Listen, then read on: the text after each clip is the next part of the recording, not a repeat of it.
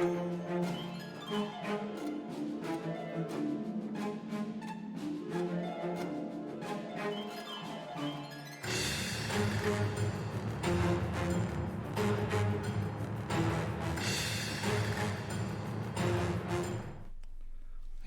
everyone! Welcome to our bi-weekly episode of Dungeon Brawl. We've got a wonderful little cast this time, including lovely Kelly, Didi, and Wheeler. Hi! So, we've got a bit of an interesting cast as they prepare to dive into the Kalejaw Mountains. You know, I made a whole titled campaign about them. You know, let's go see them for a little bit. So, before they dive in, let's talk about all of our bullshit that we have to talk about at the start of the stream so you guys know where to find us, including places like Twitter, Instagram, TikTok, YouTube, and I feel like there's something else. There's also a train, so please ignore that. Oh, it's updated. We've got a whole bunch of stuff in there. We've also got a Discord. So, yeah, come join us, hang out in Discord. You get notifications. We put up polls for things like Mini Paint and Chill, which is happening this Thursday. Yeah. I occasionally will be starting to put up polls about themes and different ideas for Dungeon Brawl, because I run out of things and I'm indecisive sometimes. So you guys, as the audience, can then pick stuff out. What other things do we have on there? You get to just talk to us, hang out with us. It's really fun, really cool. Me and Wheeler post minis occasionally. It's fun. That we do. That's about it. Normal stuff. We've got our stream Sunday for Back in Stylus. We've got the next iteration of the Mines game on Tuesday. We've got Mini Paint and Chill on Thursday. We've got Over the Kalejaw Peaks on Friday, and no Dungeon Brawl next Saturday because that's how bi-weekly things work. Starting to have a full week. Yeah, it's busy around here. We just keep on doing stuff. So, yeah. I think with that, that's really all we need to go over right now. I have something. You have something, Kelly? I love you, Shane. Aww. Thanks, That's Kelly. That's all. Don't kill me tonight, please. Yeah, please don't kill us tonight, Shane. Oh, you can kill me if you want to. Okay, maybe I'll take back that I doubled all the monsters for all the encounters. Thank you, Shane. I'll strike the encounter with the army of Balguras for later. Oh, dang it. Damn it. I've been banned from Dave and Buster's. Damn it. Alright. So, that's all I think I really have. Let me double check that things are not broken on the stream, because, you know, sometimes they are. Looks good on our end. Hell yeah. Woohoo. Alright, let me start some music. Yeah. If there is, by the way, anyone who's watching that can't hear us and you're like, why are their mouths moving, but there's no sound? Please let us know. Obviously, you won't be able to tell us that if you can't hear us, but I think you'll get the gist after a little bit. Apparently, we are being heard at least by one person, as I That's good. check on Michaela. Wonderful. I'm doing so good at this now. Because I literally just set it up once and I have not touched it since, and I hope and pray it doesn't break. Hey, So- that's the best way to go for it, so. Yeah. Alright. Oh, nice sound levels on this stream. Wow. Oh my gosh. Oh, wow. Who are we? We have changed. I've eventually figured it out. I mean, there's this fun problem of, like, I can't hear absolutely everything in my headphones. Like, I can't hear myself, so I have no idea how loud I am. But I've eventually figured out all of the levels for you guys and the music, you know? I used to be an audio engineer. Worked on over, like, $100,000 sound systems and PA systems. I should be able to do this, right? You I okay realize with why it, my Kelly? beer is gross before we start. I really just want to let everyone know it's because I accidentally bought a gluten-free beer. Oof. It's just real gross. Oh, which one is it? No. It is Omission Brewing Company. I think it's Yeah. Oh, Their pale ale isn't very good. The Omission's gluten-free lager though is actually very good. I bought it when I ordered out the other day and like got delivery, so I didn't really have much drinking- of a choice on beers. Breckenridge Brewery's vanilla porter because that's what we Oh, had at oh, the store. that's And it's also so a good. very good beer. It's so good. I'm drinking Sprite. Wow. Nice. I'm drinking a gin and tonic because that's what I do. Why is the Russian Nice. the one that's not drinking? I have water as well. I'm Irish. I don't know. What the fuck? I'm also slightly Irish. Slightly. Slightly. I'm 4% Scandinavian. Ooh. Oh yeah. Fancy. I think Fancy. Guilt Vikings in the background, which that isn't a Viking accent. That but was well. so Nope. painfully Scottish. So scary. I know. Like, I oh, also Vikings in the actually, I'm like, background. I'm actually like 65% English, Wales, and Scottish, so it works out well. But it's like 4% Okay. Scandinavian, so I'm like definitely Viking ancestry, but mostly from like the Welsh, Wales Isles. And Yeah. I have to learn how to do an Icelandic accent soon for a campaign I am taking a brief participation in. Because someone was like, yeah, these Orcish people have Icelandic accents. As I quickly check to see if Yorv is in the chat. Oh, God. Nah, he's That like- was disgusting. And I apologize. I didn't realize that was going to come out of my body. Hello, an artsy human. Alright. Well, don't laugh at me, Dee Dee. I am 100% laughing at you. It's because I love you. hey. So, not to be further delayed in the start of our campaign, or one shot, not a fucking campaign. It's okay. Same thing. I'm trying my best here, okay? I've been running errands all day. Alright. Let us begin. So, you've all been called, or you've all heeded a call within the Empire put out by the Amber Order, the coalition of mages headed by one college deep within the mountains.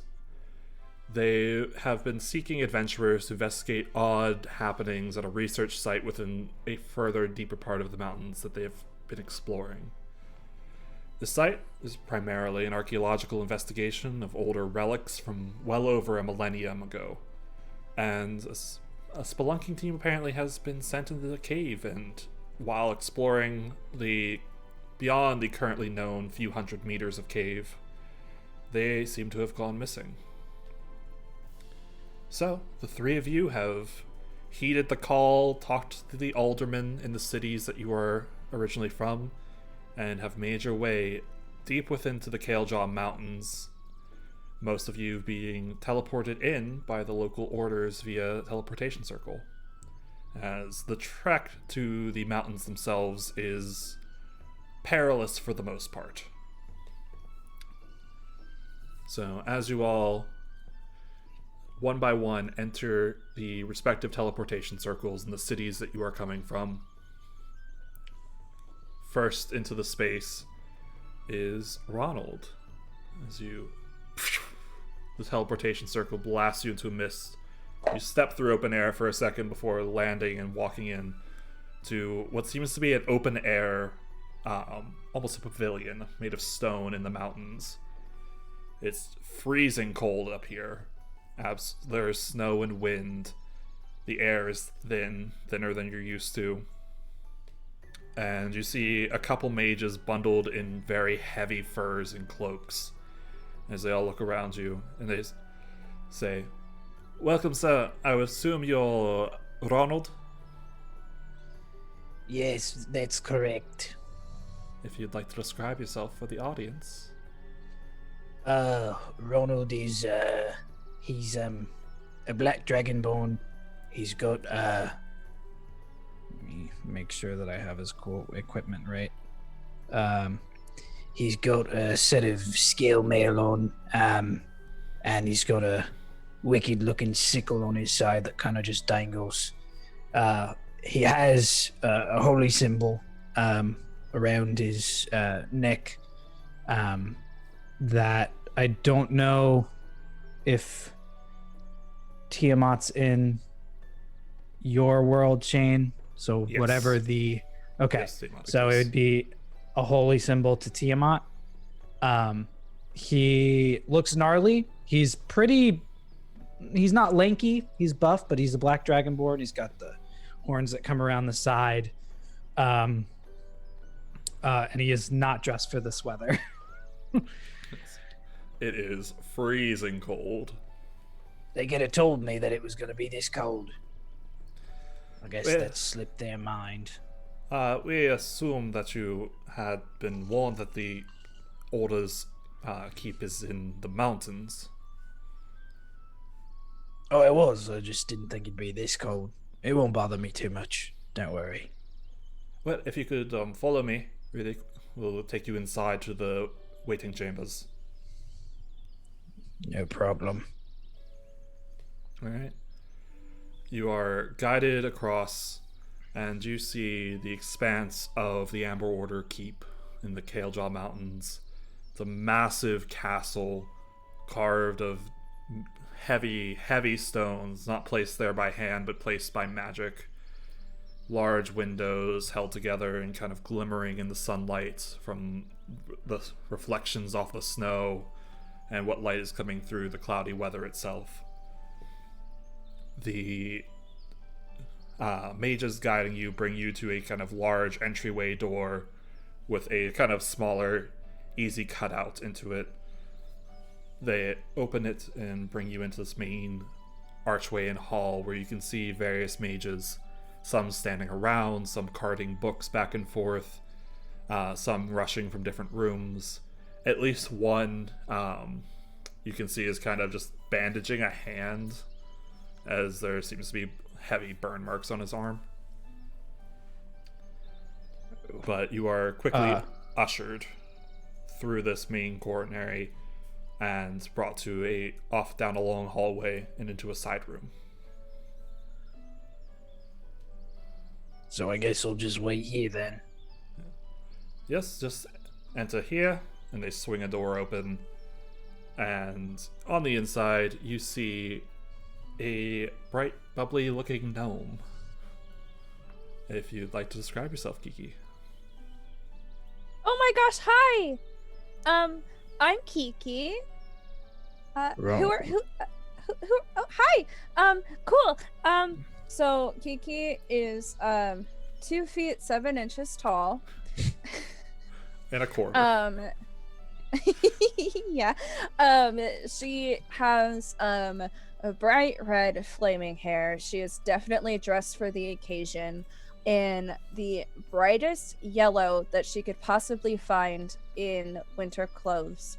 It's definitely been, like tailored to her, or it looks like maybe she might have tried to dye it a little bit. She is very bubbly and kind of looks like she just glows all the time, but that's probably because she is obnoxiously happy 24/7. Hi. My name's Hi. Ronald. Nice to meet you. I look at the guard real quick and I'm like, Hey, no one said we'd be taking a child with us. Excuse me, I am 37 years old. Thank you very much. Oh, sorry, it's just the size I'm not used to. Gnomes, as small as you are?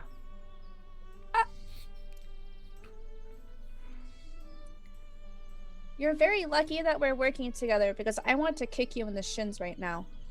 It wouldn't be the first time. Anyways, As you she's guys just gonna keep rambling. As you guys introduce yourselves, eventually the door swings open once more, and you see in the doorway next to the same mage as from before, a figure mostly cloaked in dark black clothing. If you would like to describe yourself, Sanja.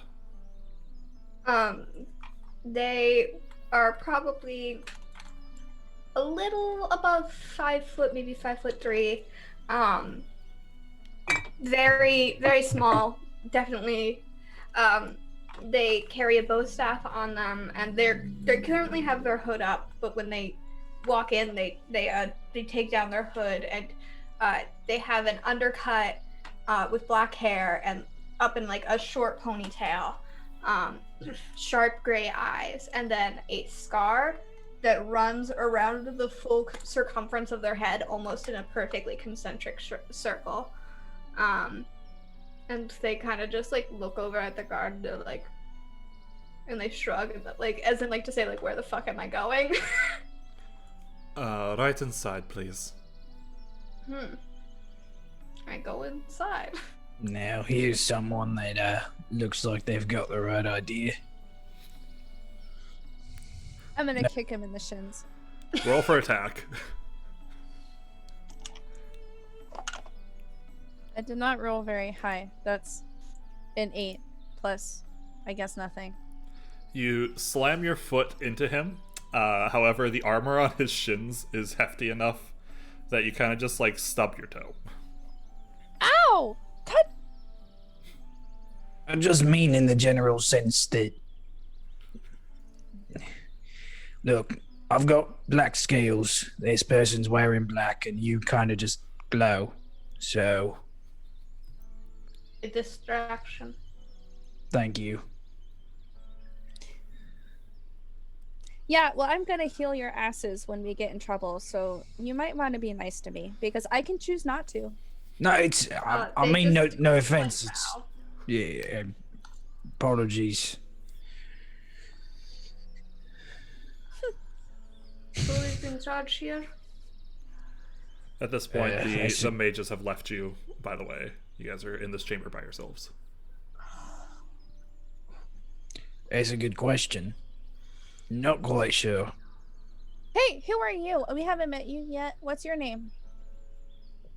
They look the facial expression that like crosses their face is the thought of having to introduce themselves has not passed through their brain until now, and they look absolutely mortified at the thought.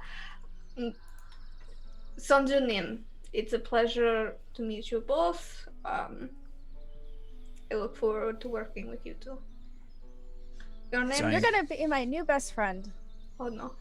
Yes, Oh, I feel like I this like is- you. I don't like him, but I like you. Your name? Oh, stranger? I'm Kiki. It's a pleasure. I look over at the large one and just wait. Name's Ronald. Pleasure. I It's, sit in a corner and wait. You are in a large kind of almost like a den, almost seems like a waiting chamber with several nice chairs, a fireplace going. A few small tapestries and paintings dot the room. Corner. You kind of like find a little stool, like a bench set up off the wall, just kind of like Pretend not to be there. roll stealth. See how well you blend in. Hold on. Let me remember how to do math. 26. Very quickly, you guys kind of forget Sanja's even there. Love The it. goal. Eventually, a door in the back of the chamber swings open, and you see a kind of short, broad-chested dwarven man with a big ginger red beard, and his hair is just shaved off entirely. He's decorated in these kind of like heavy leathers over top of what seems to be a very bright blue, or sorry, not bright blue, burgundy. Burgundy's a word.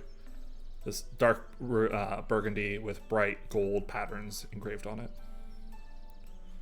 Well, I would assume y'all are the adventurers that answered the call out for work. Alright. That's us. If you follow me into my office. Right. He turns around I'm and gonna walks be the into first the room. one in. Kiki's skipping and rushing ahead of all of you, kind of elbowing Ronald out of the way. For someone very short, I move very fast. You say this and then Because you you gotta double time it for the tall people. I know this very well. Yeah, exactly. you have the slowest walking speed out of the entire party. Let me have this, Shane. Let me have No. this. Wait, but they're not eager. I'm eager, so I go Yeah. first. You action dash. I Everyone- use my action, my dash, everything to get there before them. All right. The dwarf leads you into a kind of not nearly as spacious, but a still relatively spacious office with a heavy mahogany desk in the center and bookshelves lining the walls. You can see off to the one side a few artifacts on pedestals. One is kind of an old helmet carved with these intricate runes on it. There is a flower stuck in a glass case, and a singular sword kind of propped up and mounted at an angle on top of a podium. What color is the flower? It's an odd, like, teal. Ooh. What does the sword look like? It's this kind of old, well-maintained, but a very intricate, almost what we would know as Celtic designs on it, with a very rough but heavy leather-wrapped handle, and a pommel with a large spike on the end. So, as the dwarf kind of rounds the desk, pulls the chair out, and takes a seat into it, and he gestures to the 3 seats in front of him. If you'd like to take a seat. Yeah. And Yo, that's a nice blade you got there. Yes, that's from, if I remember correctly, approximately 1232 years ago. Dug up in a similar site to the one that we're investigating right now. Found to be exceptional magical craftsmanship. I've got one like that. Not in the same style, but something like it. If you ever want to let some of the researchers look at it, I'm sure they'd be very, very gracious. It's not old, it's just got some magic to it. Oh yes, you'll find that a lot of the things around here are typically of some magical import. But nonetheless, my name is, if I pull up my notes, because I forgot to pull up my notes. Hold the phone. Hold the phone. I've never heard of somebody named Hold the Phone before. Hold what's I've heard of someone phone. named Hold the Door. Hold the phone. what's a phone? I don't know. I'm Guyland Amister. I am the Archmage Historia.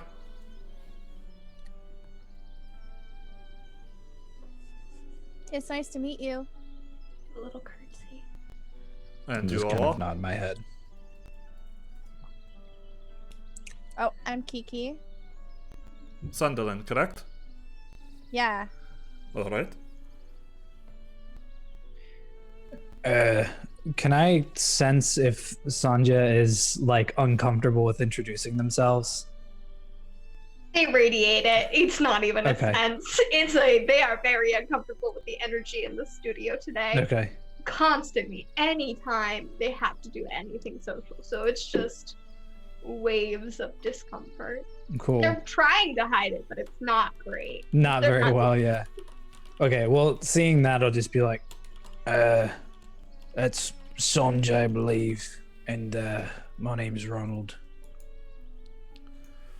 Alright, it is nice to meet you all. So, if we are dispensing with the pleasantries, I think we should get down to business. Please. So, the contract is quite something simple, just something we needed more sturdy lot for. We've had a few of our researchers over on a dig site on the other side of the mountains go missing recently. They're investigating an old ruin deep within the mountains before we realized that there were civilization there prior. It's about a millennium old, and recently a spelunking team went into the caves nearby. We had explored about 500 meters in. They went to explore further and didn't really come back. So, unfortunately, the teams over there aren't really combat ready in case anything specific happens. So, we'd like to send you all into there and see if you can recover the team, or at least recover their bodies.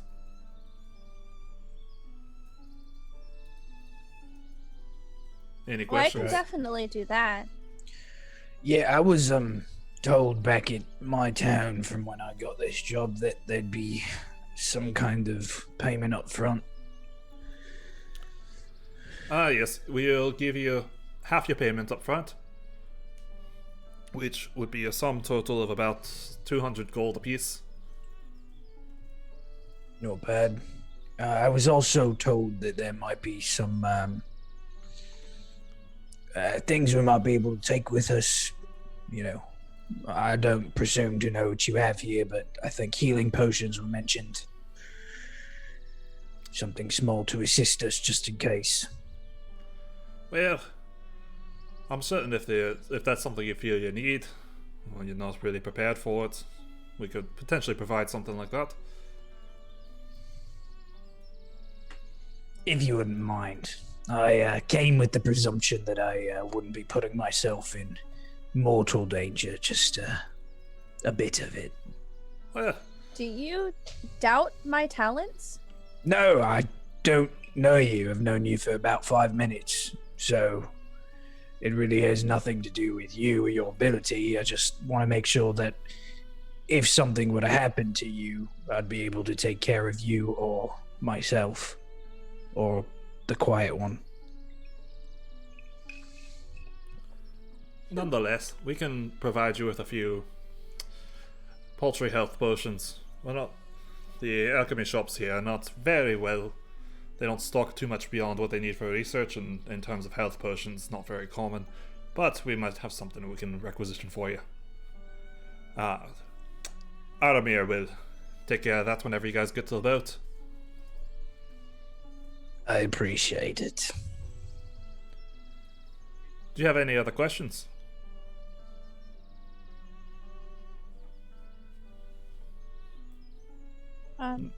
No, are you gonna give us a map? Well, unfortunately, due to the nature of, an exploratory dig site, there's not really a map of anything substantial besides the part that we know is already safe. Will we have a guide to the site? Say again? Will we have a guide to the site? Oh yes, the archaeological teams there can guide you over to the site into the caves and give you a rough direction down the first 500 meters. After that, you're a bit on your own because the spelunking teams were the ones attempting to map that site. Oh.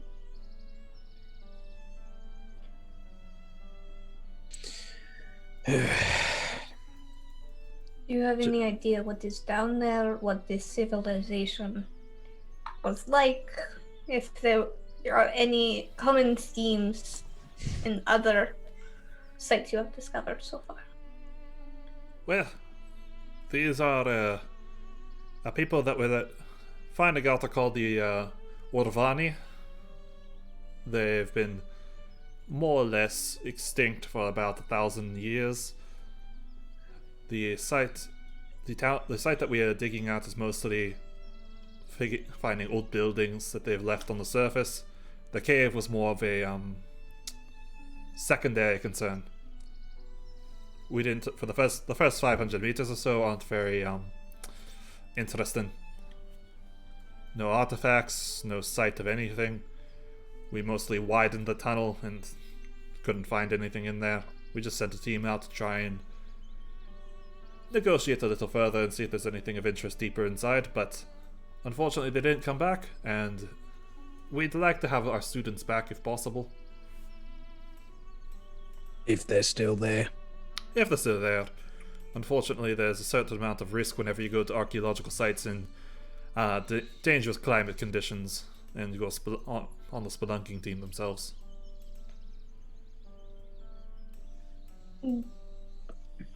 Yep. Do we have climbing gear? Sorry, I'm just double checking. An adventuring pack has rope, pittons, and a hammer. Oh, okay, that's all I gotta worry about. Technically, don't really have to worry about it that much, but you know. Got a crowbar too. Fascinating. Well, Thank you so much for your time, sir. yes, it's of no concern to me. So, if you exit and back out in the hallway, there should be Adamir. He'll get you your equipment. I've already sent him a message on that regard. And you'll be guided down to the boat and taken off to the other side of the lake. Sounds good. Awesome.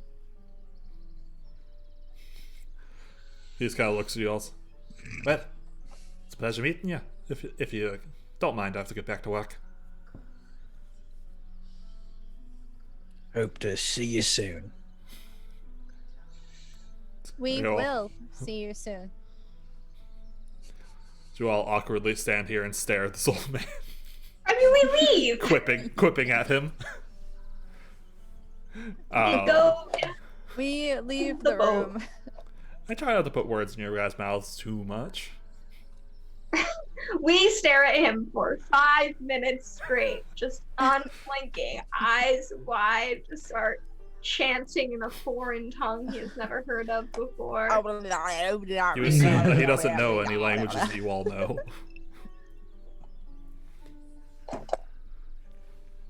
Alright, as you all leave and exit back out into the hallway, you see kind of a like thinner, bookish-looking man with dark hair and these kind of big round glasses on his face. Oh yes, hello. I am Adamir.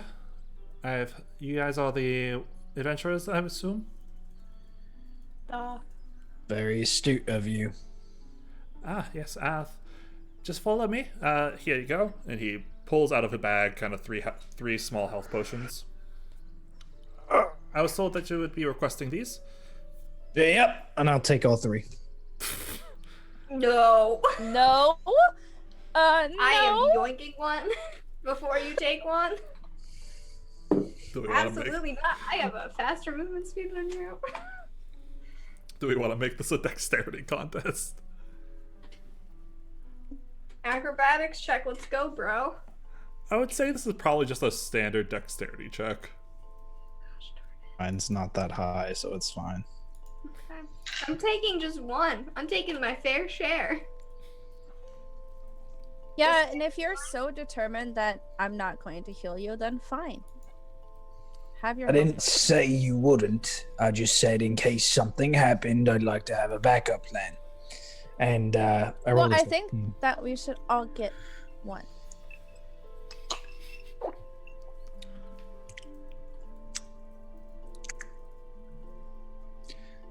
Can I request a persuasion check on Kiki's part? Sure. Can I assist by just staring Menacing. at him menacingly? Hold on, I was on the wrong page. That is Yeah. it's a 15. This is as aggressive as this small gnome gets. With a slightly taller monk behind her. I've got my arms like this too. I'm like seriously like glaring you down from 3 feet underneath you. Underneath me, yeah. I'm looking down at you, and I'm like eyeing back towards Sanja, and I'm like, All right. Fair enough. and I'll pass one to each of them. Thank you. Aramir just kind of looks at you both, just like, all right, if you guys are ready, we can head to the boat. Just getting the pre-banter of an adventuring party out of the way, you know? Oh, Gotta have some fun. yeah, I'm very familiar with it. And with that, he just kind of like turns on his heels and starts walking.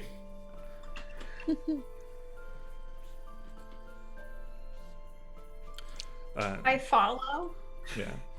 Aramir leads you kind of back through the hallways into that main chamber that you first entered in, and takes you further into the building and down a few sets of spiral staircases, and eventually you're led out through a chamber onto what seems to be a small set of stone docks, of which there's moored a reasonable size, probably like 30-foot long boat with a large sail on it. It's a nicely crafted ship. A few carved railings, the front of it's carved. The sail itself is a very nice regal, like a nice cloth. And there's a flag on top of it that's got the symbol of the Amber Order and a bright kind of sun on it. As you guys approach from the docks following Aramir, a moon elf man comes up out of the lower decks of the ship and walks across the gangplank and greets you all. Hello. He looks at everyone's. Oh, How are you all doing today? I'm doing great. Pretty all right. Just a shrug. Fantastic. So, are you the three that are coming on my ship? Duh. Aramir, did you prepare them? Did you tell them what's going on? And the mage next to you just yes, we've prepared them. They've had a conversation with the Archmage Historia, and they are ready to go across the ship and be taken to the archaeological site. Good. So, you will all be sailing with me for this leg of the journey. My name is Voron Zaymanov. It's quite a name. Yes? Is traditional name for my family here. He kind of like looks at the three of you. I'm So- Kiki. It is nice to meet you, Kiki. And he kind of reaches out a hand all the way down because he's probably about a 6-foot something elf. He just reaches a hand down. You see his nails are painted this nice, like, pearlescent black color. Ooh, pretty. Yeah, he's wearing this, like, very heavy black leather cloak, but underneath it you see kind of a very well-maintained gilded blue coat. These really nice silken black pants and a very pristine white shirt underneath it. Nice. Alright. Are you all ready for journey? Yeah. Lead the way. Wonderful. And he kind of hops up the ship's gangplank in like 2 bounds, just kind of like a little bit of a spring in his step. And he begins kind of unfurling the sails, untying some ropes, battening some of them, and getting ready for the boat to take off. Okay. I'm gonna find a nice spot on the ship and just start like whetstone sharpening the sickle that's on the side of my belt. Edgy, I dig it. I offer my services, just very silently. I'm like, I can help if you need it. I spent some time on ships. Wonderful. If you would like to assist, we can make the sailing a little bit easier. I Yeah, like that- doing something with my hands. He kind of like leans down and looks at you. Are you from nearby? Your accent sounds very similar to mine. Northern mountains? Definitely totally remember where they're from. I am Gorokni. He says to you in Grokny. Hey, it is nice to see someone who is a local to the area. Bada bing, bada boom. Definitely in character, whatever Is that a local saying? Gorokni is. I just nod and say it is nice to be home. I spent an extended period of time in the Wandering Isles recently, and it's good to be back up north. It's very hard down there. You'll be very, very at home in this weather then. Excellent. Anyways, let's get going. And he proceeds to begin setting sail on the ship. And you all spend Question. the next... Yeah? Shade, did he seem like he recognized my whole deal? Or just the fact that I'm Gorokni? Roll an insight check. Okay. Every time Norik sharpens his blade, he like spits a little acid on it, so you just hear like tss, and then like the blade sharpening. Like shing. 15. You did notice he glanced at your outfit and kind of more of a recognition. He like spent a little bit of time looking at what you're wearing and recognized that you are a monk of a specific order, Okay. but you're not certain if he knows anything about the order. Okay. As long as he's not gonna ruin my whole deal, that's all I care about. Yeah. So you guys begin setting sail, and it takes a good part of the day to get across this lake. It's probably about 100 miles or so across. You guys see the Kalejaw Peaks as they kind of form this crown around the lake itself. Some of them reaching even higher up above the lake itself. And you see, kind of as you approach the other coast, the distant outlet that leads south through the rest of the empire. But into the evening, the boat moors at an opposite dock across it, with a small village attached to it, seemingly a outpost more than anything else. And the captain, Voran, looks at you. Well, this is where we part ways. So, best of luck to you all. Thanks for the ride. It was nice meeting you. It's nice meeting you too. Oh, sweet Anya. And he does kind of like a nice little flourish and bow. Sorry if I left any pock marks in your don't worry about it. It'll buff out. Alright. You guys descend onto the dock and are immediately greeted by a halfling standing next to a cart in similar burgundy robes. Hello there. I believe you all are coming with me for the next leg of your journey over the night. So, Yeah. alright, I'm Janice. It's nice to meet you. I I like Making how all this sorts of entire friends today. Dane expecting us to introduce ourselves every 5 minutes. And 2 of us refusing. Yes, it's Say yes, fantastic. absolutely not. Janice instructs you to get onto the cart, and you guys spend a bit of time. It's getting into the evening, and it's a covered cart, so you guys have a little bit of break from the weather and are able to sleep and prepare yourselves and rest more or less comfortably. There are a few mattresses and sleeping mats, and it's soft, though obviously a little bit bumpy going around. And you are all taken down to the archaeological site, probably about 30 miles into the mountains. Eventually, as the day breaks, you guys look outside and awake and see that the cart is pulling into the archaeological site itself, where you see a main set of tents kind of set up amidst the snow, a few campfires going, and a larger tent off to the side. You're immediately brought out, and the cart stops kind of right in the middle at the front of the camp. And Janice calls back, "All right, this is where you all depart." Thanks for the ride. No problem.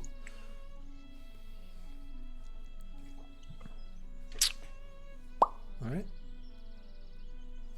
I'm gonna go look for someone who's in charge. Are you just gonna go to the biggest tent you see and hope and pray? I'm gonna look around first. Okay. You see a few as the morning's starting, a few cloaked figures in these like heavy fur and leather outfits, making breakfast outside, sitting at fires, some kind of reading through some books with gloved hands. At least one of them's kind of like half asleep, and you see him almost fall forward into the fire before he wakes himself up and kind of sketches himself.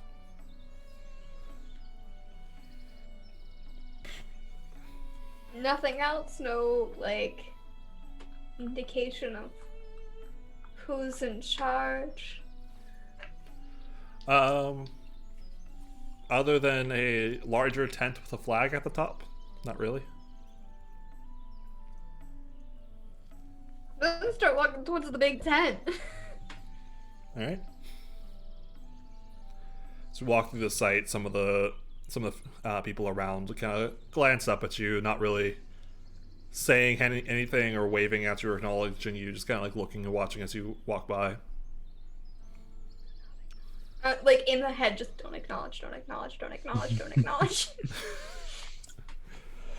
Thankfully, most of them seem to be focused on their food, how cold they are, or the fact that they kind of hate their job. But once you enter the main tent, you see kind of there is a bed off to the side, but this is mostly a large kind of meeting and planning room, where you see at the front at a desk a gnome is reading a book. Older gnome gentleman with kind of a short gray beard and thin hair, just decorated in these very heavy warm robes. Hello. Hello there. Hello. We were sent to take care of your cave problem. Ah, yes, the adventurers that I sent for. All right. Hi. Did the Archmates tell you what all you're going to be doing? Hmm? Alright, so no need to go through and reiterate information over and over again. I'll send one of the students with you, and we can take you to the cave and let you go. And he just kind of like sounds great. closes his book with like a very definitive just, and sets it down on the table, and just kind of hops off his chair and walks jauntily forward, right past you all out into the main camp. Trent!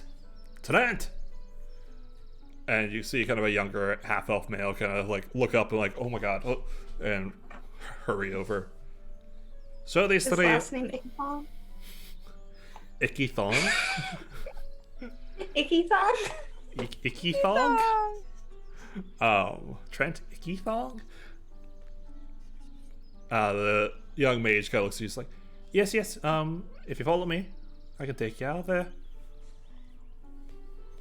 And he begins kind of walking towards the main portions of the dig site and past them. I can't reuse names ever, apparently. No. I have to have a blacklist that I just cannot include. And it includes every real modern name and any critical role name. Yes. I love Gare Bear. Get out of here. Oh, Gare Bear. Gare Bear. As you guys leave the main encampments with Trent, you get guided through kind of this open dig site, which is a pretty standard archaeological site where you see some roped off kind of rectangular spaces where holes are being dug down and structures are being exposed underneath the layers of permafrost and snow and dirt that have eroded them over the years. For the most part, no one's really working on them. There's about probably 7 or 8 of them open and exposed right now in various states of depth. And as he guides you forward, you kind of come across a small, probably only about 6 feet in circumference cave that is kind of buried into a nearby hillside. Well, this is the cave that they've been exploring and the spelunking team went missing in. I don't know if there's anything else you guys need. No, they good rent. Wonderful. I'm going to get back to my breakfast. Best of luck. And he just kind of scurries off back through the site. Ah! I wonder how many Trents they've sent down there that haven't come back. Probably a lot. Yeah. Probably good to take him with us then. Seems like whatever's down there really likes students. I kind of look like a student, you guys. Well, that's good for me and Sonja then. Yeah, but it's not good for me. No, I guess it isn't. And I walk into the cave. Yeah. I'm just gonna mutter under my breath, I really don't like that guy. So, Ronald, as you enter into the cave, it is a very small enclosed space. You're sticking your arms out, you could almost touch both sides of the walls, probably only about 6 inches on either side. Sanja, you have a horrible time because it is very fucking dark in here. Don't dragonborns also lack dark vision? Think so. Well, But you'd I was think about that, to wouldn't say, you? I'm about to use some key points to cast dark vision on myself. Oh, but I also have the Eldritch Invocation that gives me I can see normally in darkness, both magical and non-magical. So Yes. Yeah, so you I'm can see. expelling 2 key points for dark vision. I'm completely fine. Kiki is a rain of sunshine in and of herself. Thank you, Shane. Do you want me to first? Oh, you mean go before us? Yes, scout ahead. I mean, if you want, you can. It is what I do. Okay. Go That's for fine. it. Well, scout ahead. I'm gonna be Alright. second. I'm short. I need to be second. May I do the stealth? Yes, roll a stealth check for me. Roll a 6 and a 7, so that's 16. Alright. Reasonable. Are the rest of you going to go vaguely quietly? Or are you just hoping that if anything's seen, Sanja will just not let you guys walk face first into it? No, I'm gonna be really loud. Yeah, I'm gonna stealth.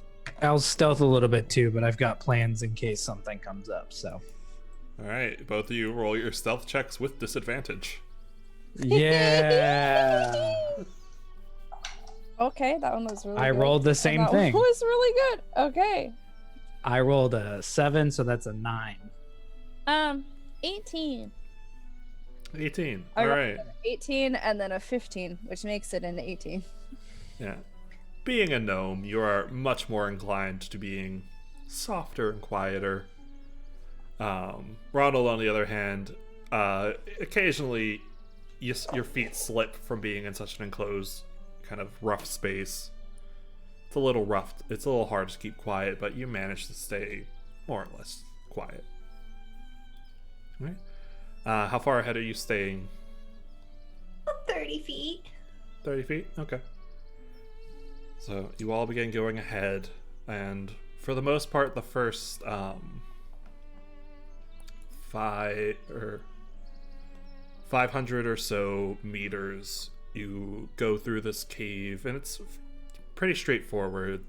It expands and contracts a little bit naturally as it winds down. And more or less just no turnoffs, no breaks, no bridges. At some point, it does seem like some of the stone was shaped away from the entryway. It doesn't seem smooth, or it doesn't seem natural and jagged. It seems very artificially smooth. They mentioned that they did this, right? The Archmage was talking about that. Yeah. Yeah, Okay. they mentioned that they had to carve a little bit out of the cave to make it adventurable. Makes sense. And as you begin, after about 500 meters or so, it starts to broaden a little bit, getting to be from what was a tight 6-foot circumference or a 6-foot diameter chamber to probably about 10 meters across. And eventually you come to this even wider opening. And you kind of see it ahead as you are going ahead. You see it coming from about 30 feet or so. It broadens out into this big kind of circular chamber, or spherical chamber. And at the very center of it, as you approach, there is a more or less just a giant hole, a sinkhole in the center, with, you can just barely make it out as you enter. 30 feet ahead of you, there are stairs leading down it, just along the rim. This feels very horror movie. I love it. Ah, so the stairs. So astute. So do you guys want any light? I could.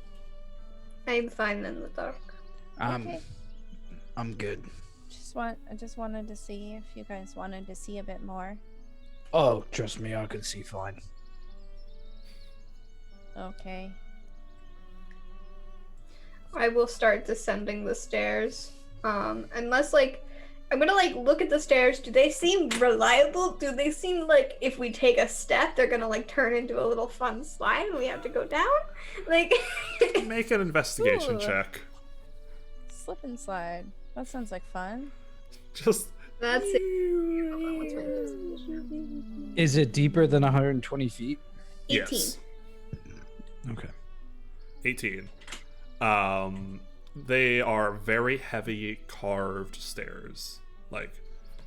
Not so much that they are stone brick that has been laid, but these stairs have been carved out of the side of the hole. Are relatively smooth too. They're kind of positioned on these rough outjuttings of rock, but the stairs themselves are almost perfectly smooth. But they do not seem to have a seam. They do not seem to have any mechanism of moving. Seems safe, so I'm gonna glance at my companions, make the gesture I'm going forward, and start going forward. Hey, don't forget to check for traps. Maybe I don't know. I'm gonna turn or around look for bodies. and stare at them, and then gesture at myself and keep on going. Yeah, well, some of us aren't as stealthy as. Okay, fine, she's already gone. They're already gone. Wow. Hey, for what it's worth, that was actually a pretty smart thing to request, so. Yeah, I know, I thank you. keep the lookout for traps. That's what I meant by some Benny Hill shit. All right, no worries. You will continue your investigation check down the stairwell, and you begin making your way down, and begin making your way down, and down, and down. The stairway goes for a very long while. Oh, Jesus, there's so many fucking steps. It's okay. How long does it feel like we've been going for? Looking up, you cannot see how deep you are at this point. Ronald, you can see, looking down, you can see the bottom about probably 50 feet down, and the top about 100 feet up. Wow. We're about at 105 feet, 100 feet. It looks like we've got another 50 feet to go. Cool. Just climb the Empire State Building, it's fine. Mhm. Whatever. I do it all the time. Do you want the biggie back? What's at the bottom? Is there like a cave that goes off, or is there like something down there? Make a perception check. I'm not very good at these. You said that there's Are about you- 50 feet left. Are you right? Oh, horrible. vocalizing? Because I could guidance you if you're vocalizing that you're gonna look. I'm not. I mean, you do see him like look over the edge and look down, but Okay. it's not. That's an 18. 18. That's perfectly fine. What the fuck are you talking about? That's not that good. I had a +1. I rolled high. That's why. Luck.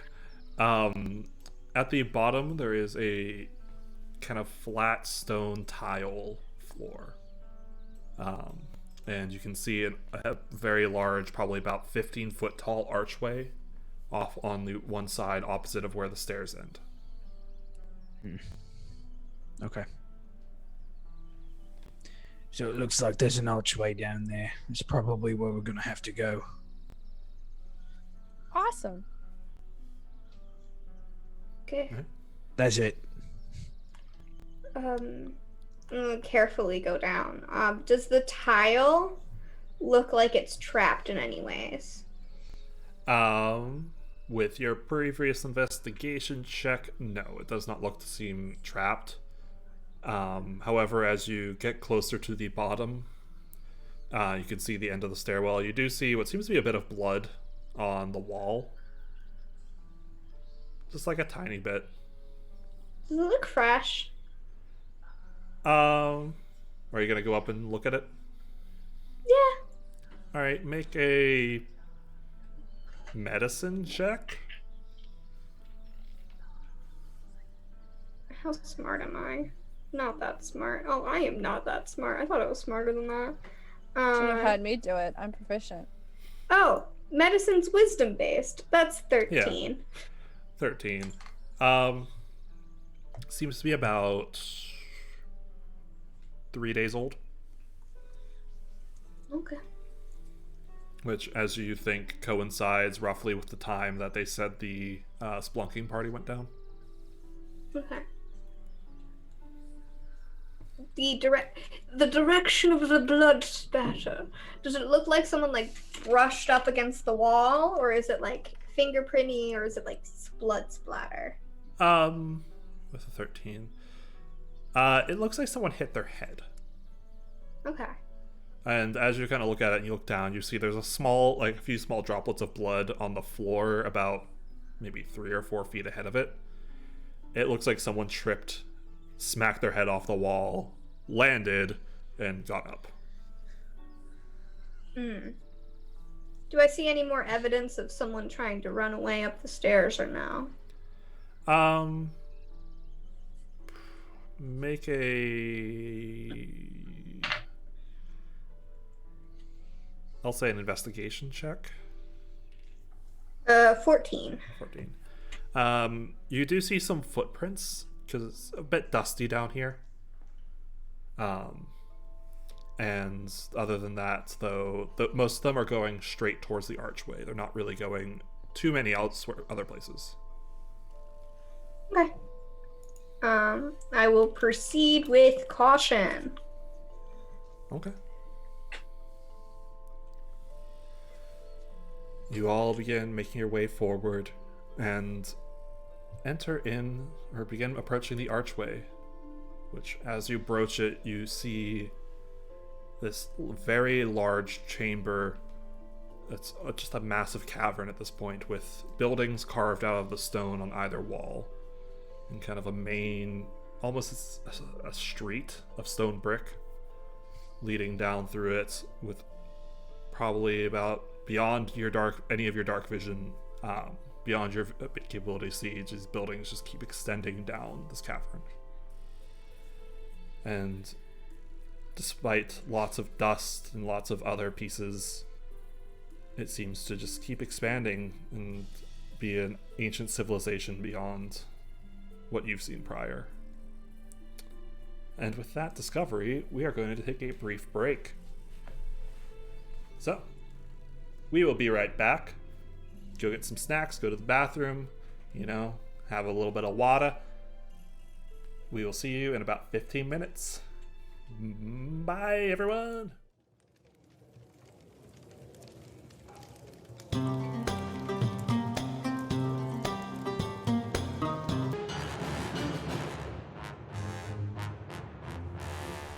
Oh. And we're back as we start singing SpongeBob.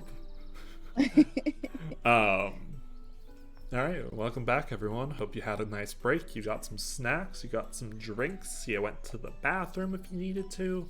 All the fun stuff. Let's get right back into it. So, as you all descend the stairwell for the last time and make your way towards this archway, you are immediately presented with this large cavern, almost kind of an underground town, situated with several buildings carved out of the walls on either side, dotting each way as this main street goes deep beyond your dark vision. There are what seems to be old sconces and lanterns dotting along the road, though they are now without fire and have been cold for many years. The stones themselves are dusty, and you can see the faint footprints of what seem to be recent travel through the streets. Can we follow the tracks? Yes, you may. You begin following the tracks into the streets, and occasionally they veer off into one of the buildings, which the doors at this point have rotted and decayed and are loose on their hinges. But for the most part, the tracks also seem to come back out. Each building you see that they go into, they come more or less back out. Would you like to go inside, or would you like to proceed forward? Can we, beautiful mind the tracks and figure out, okay, they went in here and they came back out? Yeah, I already told you, for the most part, you see tracks coming in and out of the building. Okay, just wanted to, make sure, when, based off of looking at the tracks, does it seem like one or two people died in that room and they decided to keep on going kind of thing? Or is it a... It's pretty easy to tell because the dust is pretty thick on these tracks, or these tiles. There you can see that for the most part, it seems like every single pair that goes in, an equal amount of tracks come out. Mm-hmm. Okay. What can I see with my enhanced vision? Make a perception check, Mr. Sneaky Dark Vision Dragonborn. Oh, I keep rolling really with a low bonus. That's a 19. 19. All right. You can see, as you proceed about probably 30 feet in, you can see the end of this chamber and another large kind of 20-foot tall archway at the other end that seems to progress into darkness. Hey, there's You do notice also what seems to be these faint threads coming through various spots in the street about 40 feet ahead. Just thin pieces of... Yeah, almost like cobwebs, but it's hard to tell at this distance. Hey, so there's another archway within this hallway, if we want to look at it, and it seems like there's some kind of cobwebs up ahead. Ooh. I'd be wary that there might be some kind of spider or something up ahead, but it's up to y'all. I mean, we have to fight it. That is not the accent. I made a joke in that accent earlier and it's still in my brain. we have to fight whatever is ahead, no matter what. And welcome, Device, back to this campaign. Device is here. Hello. Oh, hi, Twinny. Definitely jokes that no one understands except for the four of us. Oh, what the fuck is going on right now, huh? Anyways, I feel like I just got possessed by a purple tiefling that literally just wants to vibe. But like, back to. Yeah, another reptile just took over my body. I'm on high alert. So I'm still using it. Hello. Hello. I was also, in fact, using the British accent earlier today during my Blades in the Dark game, so it's just on the brain. Do we want to just proceed with caution if try to avoid touching the red string or web or whatever it is? Yeah, that's probably a good idea. No, I'd agree. Kiki brought up a valid point earlier about traps. I'm sure this old place is probably full of them. We approach with caution, All right. looking out for traps as we go. I would like you all to make stealth checks, and whoever is leading the search for traps can make an investigation check.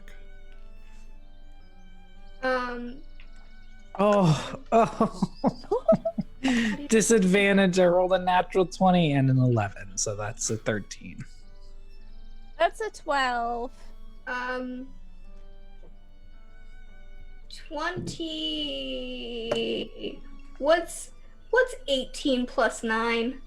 27. 27. 27. I was right. I was second guessing myself on basic algebra. Anyways, 27, and then I'll do an investigation check for traps. What is math? Baby, don't hurt What is me. math? That's a 13. No more. 13. 13. As you proceed, you, with the forewarning from Ronald, you see ahead of you, there's no traps on the floor. This seems to be a standard kind of street. There's not really defenses put up in it. However, as you proceed forward, you see kind of strung, taut, but very ethereal across the road for every few steps are these long, thin, nearly ethereal tendrils of what seem to be thread. How long do they go on for? They sporadically kind of appear. Mostly, it seems like these two buildings that are about probably 30 feet long. Kind of one building on either side, about 30 feet wide. The threads are just throughout the two buildings. Can I tell what's on the other side of the building, or are the threads kind of obscuring? You can see it. The threads aren't very, very thin. There is not. It's just the road continues, and you see the arch. You can't really see the archway because your vision doesn't extend that far, but Ronald can see the other side. May I shadow step to the other side of the buildings, past the thread? What's the range on your shadow step? 60 feet. 60 feet? Yeah, you can. It's a little bit of a guess and check, so. If I can see a shadow, I can teleport to it. Yes, I'm more so. It's more so the fact that you can't see anything beyond this. In dark vision, 30 feet away, I can see. Yes, and Okay. make a perception check for me. Okay. This is more Ooh. about being able to shadow step to a location that you can't very rightfully see because the 30 feet are That was occupied what by I the was stairs. asking. I could see to the other side, so I could shadow step. That was what my question was. That's a 9. A 9. Let's do some fun.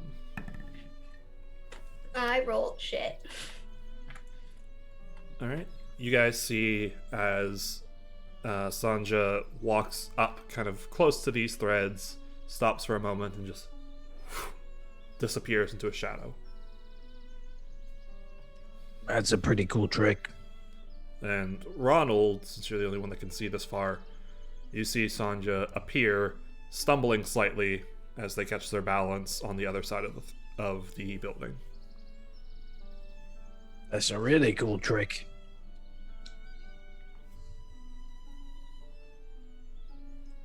From this side, do I see like anything, like any indication of why the threads are there? From what you can see currently, it doesn't seem there's no apparent source. They're just strung between the two buildings. I just do a little thumbs up from the other side and wait for everyone else to figure out this puzzle. Shit.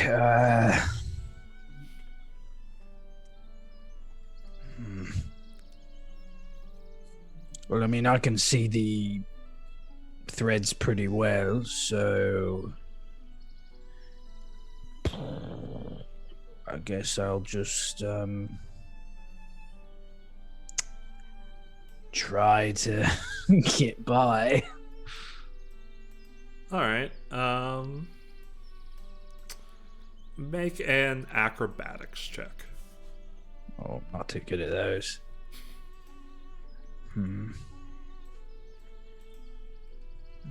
My question is, does Kiki have advantage on an acrobatics check because they're so small?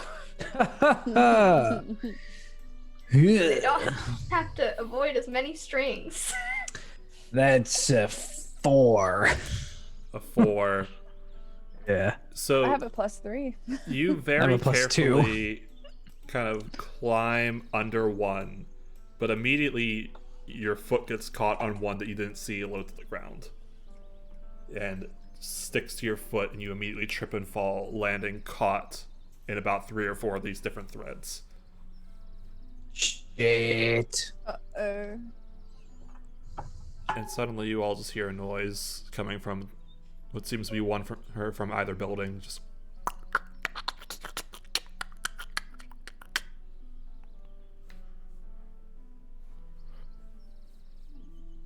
what do you guys want to do? It's growing louder and louder. The noise that you were making, it is not picking up on the here. mic. Ah. No. Let me get really close to my microphone. Still nothing, bro. Ah! Literally so nothing. Goddamn Zoom's noise filter. You just hear a faint. Zoom's like, this is background. You guys just hear a clicking noise. Just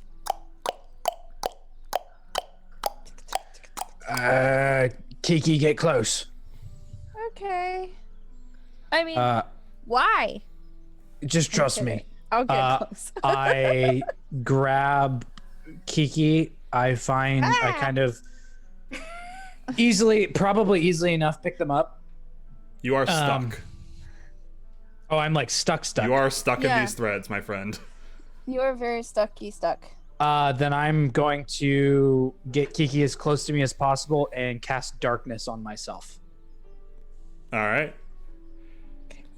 You cast darkness, and Sanjay, you see the sphere of shadow erupt around Ronald. Is there anything else you'd like to do as the sound gets closer and closer? I look at Kiki and I say, "Don't worry, just stay still. I'll let you know what's going on." Okay. Because I can see through this. Yes. All right. I'm just gonna wait and hope that no one notices me. Can I hide? Yeah, sure. Roll a stealth check.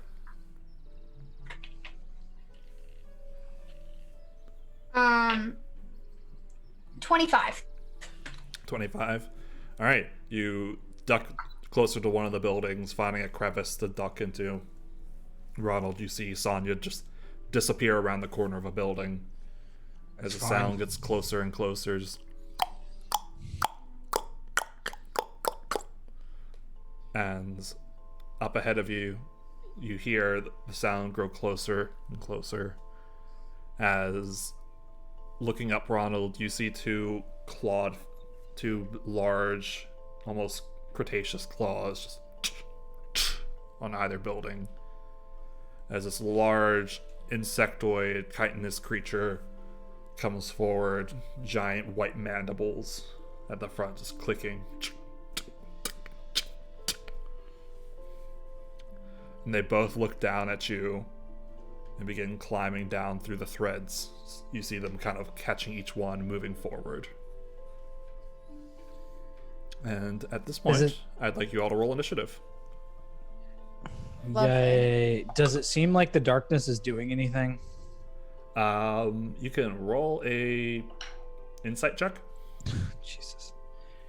All right. Jesus, not rolling very well. 11. 11. They are looking right at you. Okay. So I this is rolled a doing 4. nothing. So we got a 6, a 4, I didn't and do much better than And you. I rolled a 3. 3. Wow. Nice. Wow. Get the bad rolls out now. Get the bad rolls out now.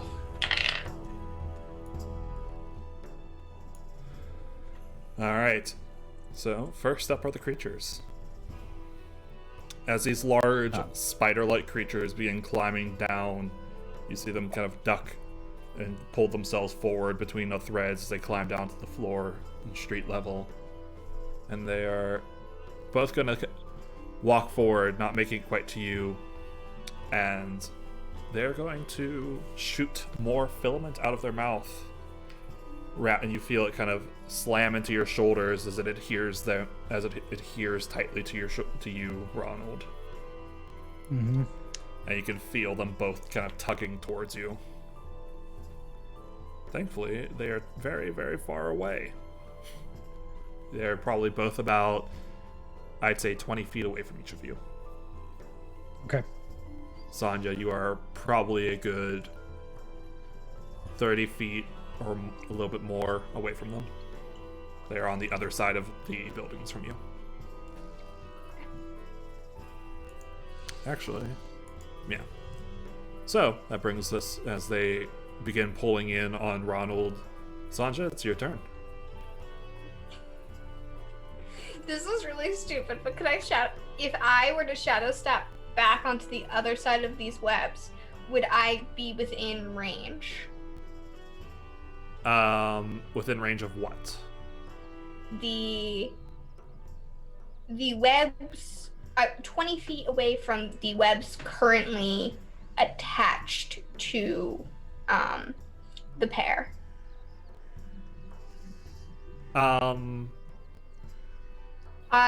To say what I want to do is I want to be able to throw a dart at these webs and try to cut the string. Yeah, I mean, your shadow step can land you back next to Ronald or on either side. So it's kind of essentially they're more or less in a straight line right now, where there's two of these spider creatures and Ronald and Kiki in the center. Okay, so, like, are they, like, currently being caught by more of this spray, or did it miss? Sorry if I missed that. They are both... Sorry, Ronald's the only one caught. Kiki is not caught currently. Okay, As a note, we're also in a ball of darkness, so... Yes. Oh, I can't fucking see anything. Yes, actually, that's a good point. You cannot see... you can't even see the creatures, I'm pretty sure. I think it's, what, a 20-foot radius? It's on me, and it is a 15-foot radius sphere. 15-foot radius, So so you can- can barely see them. You can't You actually can see see them, like, anything inside. attached to something.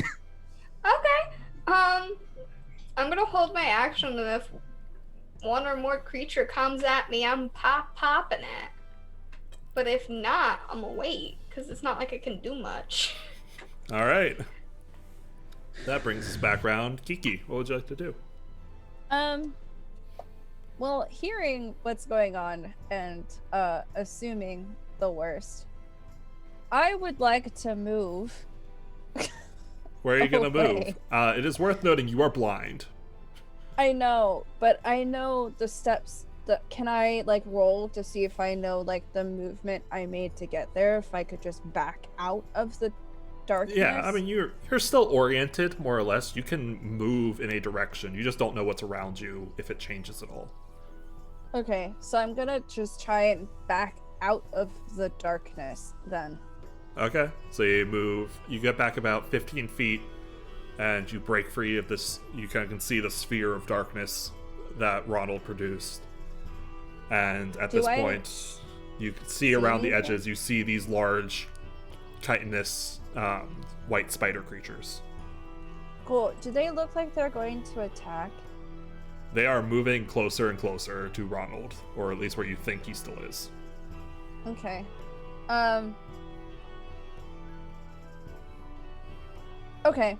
I'm going to say out loud, you might want to drop darkness. I don't know what that's doing, but it's kind of making all of us really blind. It was Thought it'd be more of a help than it was. But it's broken now, and I'm gonna cast Guiding Bolt at the one that's closest. They're about equidistant, so... Okay, I don't care. The one that's closest to him. Sure. We'll go with the one that's on Sonya's side. Okay. That's a 12 plus 7, so... 19? 19. Yeah, that's a hit. Okay.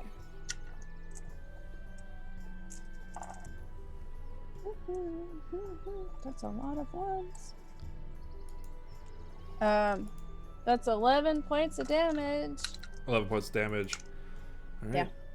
So you hold out your holy symbol, and a bright white beam of light, Sanja, you can see as this shoots across and smacks straight into the side of this large spider creature, knocking it aside a little bit as it has to catch itself on its threads. And you see it kind of now glowing in the darkness, more or less. Oh. As the next attack now has advantage on that one. That's gonna be my turn. All right.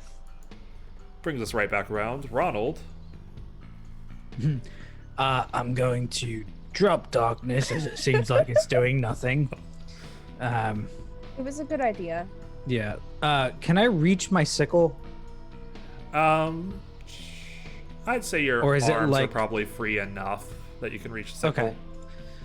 Okay. Then I'm going to grab my sickle with my offhand if I can, so my left hand, Okay. and then just try to start cutting this filament off so I can like move again. All right. Creature here to fun by grapple by law. Ability checks made to escape this grapple have disadvantage. Can be attacked, but a weapon that fails to sever it becomes stuck. All right. So make an attack roll. Hold on. It's a very long description of this ability. God. That's only a 7. A 7.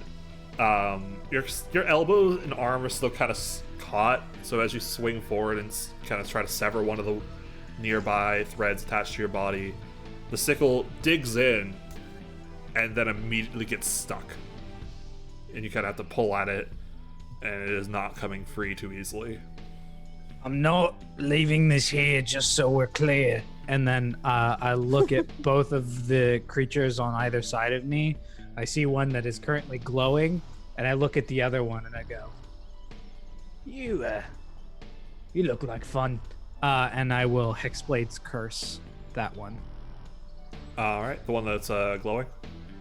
No, the opposite. The one. opposite one. Okay, just checking. So now it's like a weird, like light and dark kind of thing. Yes, this one Just kind me of... in the middle. You see this dark kind of haze start gripping to it, almost like a heavy fog to a degree. Alright, it is now the creature's turn as they both begin pulling towards closer and closer to Ronald. And they are both, as they get close, they're going to both snap at you with their claws and see if they can chop off a free snack. Uh-oh. Alright, that is an 11 on the first one. I'll miss.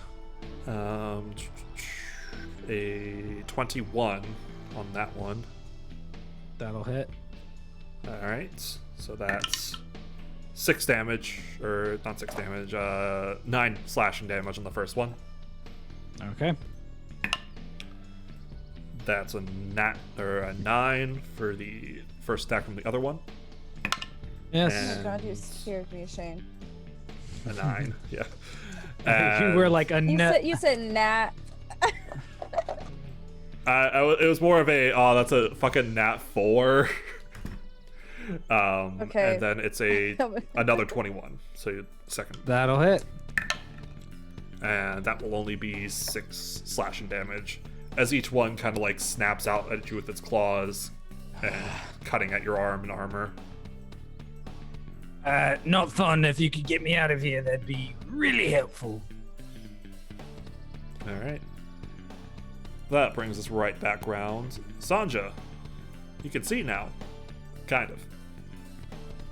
I can see Funky music. clearly now. Can you guys hear my neighbor's music? No. Okay, cool. I've been Okay, muting but- on and off. Only because I am focusing real hard on it because you mentioned it. Yes. Okay, I think cool. the background music is overtaking it, anyways. Cool, great. Love living in this city. Anyway, I actually genuinely do. Gosh. Alright.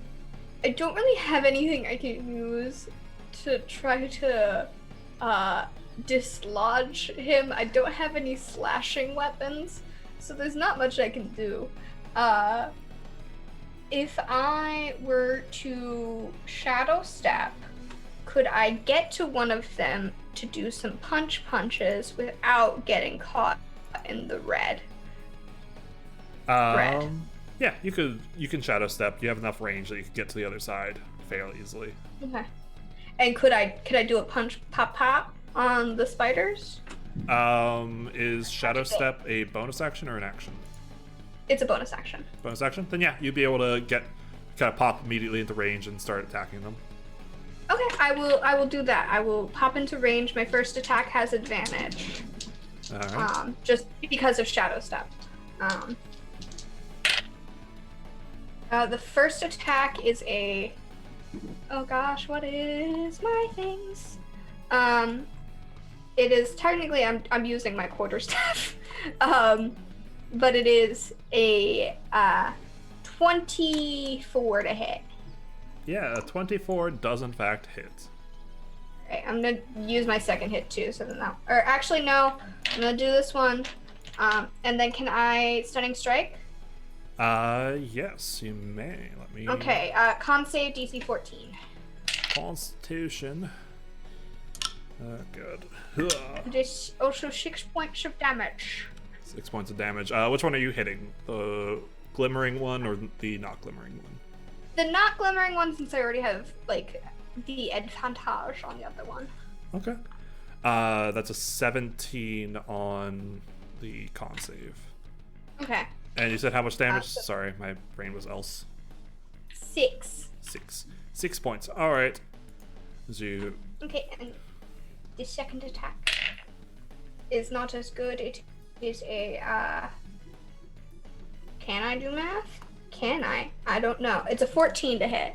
A 14. A 14 is a miss, or not a miss, Okay. but you take your staff and kind of the first one you manage to crack it under a softer spot on its armor. But as you bring up your staff for a second swing, the creature kind of like puts its claw in the way, bashing your staff back out of the way from its body.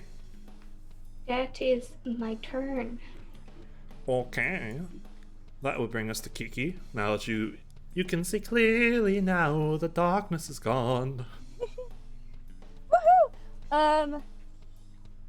Was the one that I cast Guiding Bolt on hit at all? No. Okay. Would that mean I have advantage on it, or has Yes. it like been around? Okay. I think. Let me double check the wording of the spell. I mean, I could also do that.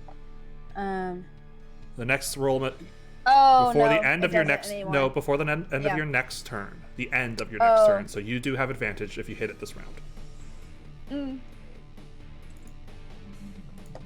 don't really have a lot that I could do. Actually, no. Can I throw one of my weapons? Yes. It would be at disadvantage because none of them are thrown weapons. So it would be a straight Or roll. technically, they would be. You just wouldn't be able to add your proficiency. It would be dexterity, just your dexterity mod. Okay. You would still technically have advantage, but you would not have your proficiency bonus. Okay. Then I'm going to just throw my regular. I'm gonna two-hand the great club that I have, and Okay. I'm gonna fucking chuck it. All right, roll for attack. The one that is glowing. Wow. That's I can't do math. That's an 18. And 18 hits. Oh my god. Okay. All right. Oh, wow. Okay. Wheeler, remind me, because you might remember this. What is it? Just the damage die without the modifier at that point? For a throne or An improvised thrown weapon. Let me look up improvised weapon. Improvised. Range, two-handed, versatile, improvised. Sometimes characters don't have the weapon. An object that bears no resemblance to a weapon deals a D4 of damage. If a character uses a ranged weapon to make a melee attack or throws a melee weapon that does not have a thrown property, it also deals a D4 damage. An improvised thrown weapon has a normal range of 20 feet and a long range of 60 feet. All right, fair enough. So roll a d4. Oh. And you can add your your proficiency strength. modifier if you're proficient with it. So Well, you don't add Nice. proficiency to damage. You just add. She would add her Yeah. strength modifier. yeah. Okay. So I rolled. Crazily enough, I rolled a 4, so that's a 7. 7 damage as Sanja, you just see as you're fighting this one spider-like creature, and doing your monk shit, like relatively coordinated, quick blows, and all of a sudden you just hear, and just a great club gets thrown and slams into the other one, dealing 7 damage. By a very tiny Yeah. person. Like looking in the direction of where the great club is, you just see Kiki recovering from chucking a club the size of her at this thing.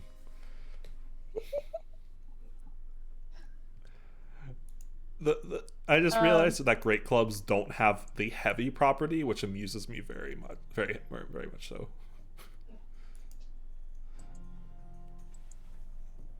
All right. Would you like to do anything else? Our shield maiden. Yeah. I guess as my bonus action, I'll cast Spiritual Weapon. Okay. Where do you want to cast it? And I'm gonna cast it at. Can I cast it at 2nd level? It's a first level spell, correct? Spiritual weapon's Yeah. a second level spell. It's a 2nd level spell in yeah, it's a general. second. So Cool. I forgot. I'm gonna put it above the one that I just hit. okay. What does it look like? Oh, I didn't think about that. You know what? I'll make it like the great club that I just threw, except bigger and more comical and made out of candy. All right. You see a candy cane striped great Yeah. club that's almost just, it starts about yay big and then just goes whoop into this big, almost chicken leg type shape. And I'm gonna attack with that because I can attack. Yeah, you can attack at the same time. Roll for as I- attack. That's an 18. I rolled an 11. An 18 hits. Woohoo! Does Kiki take this hold one on while fisher I out find it. entirely by herself? That's a 7 points of damage. 7 points of damage again. Yeah. All right. I'm so strong, y'all. I'm so big and strong. So big and strong. He's good. All right. Ronald, you've watched this display of strength from the tiny gnome. That's quite impressive. How close is the one that's that I hexblade cursed? It is right next to you. Remember, it hit you with its claw. It's going for you. Okay. Let's see. What can I do? You are still grappled as well. Yeah, I know. Has it been hit yet? Yes. Okay.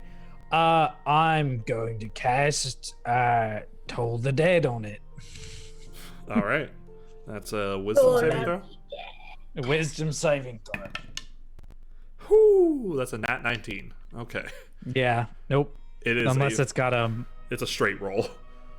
Yeah. So nope, nothing happens.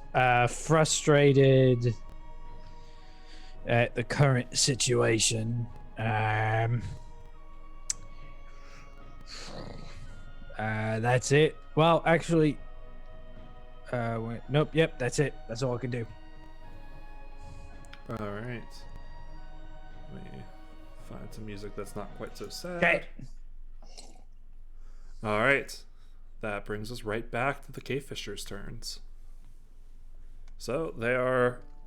One is now a little bit upset that it has been hit with a stick, and it will leave its meal pinned to the cobwebs for now, and start focusing on Sanja. You don't have anything that gives disadvantage right now, right? Don't think so. Did you roll a natural 20, my dude? Maybe. I figured, what's up? All right, so that's 4. All right. Don't worry, I'm a healer. Me and my little 39 hit points. That He's is sitting over here with 61 hit points. 14 slashing damage as it swings out with its large crab-like claw and slams into your body. 14? 14. Thank you. Thankfully, I rolled somewhat low on that. Alright, and it is going to attack again. Uh-oh. AC is 16. 16, that is a 13. So you are, the second one swings wide as you duck under it, kind of caught off guard and catching your breath from the first strike. And this is, the other one is going to start approaching Kiki as it starts moving forward off of the webs away from Ronald. You can make an unarmed attack of opportunity if you'd like, Ronald.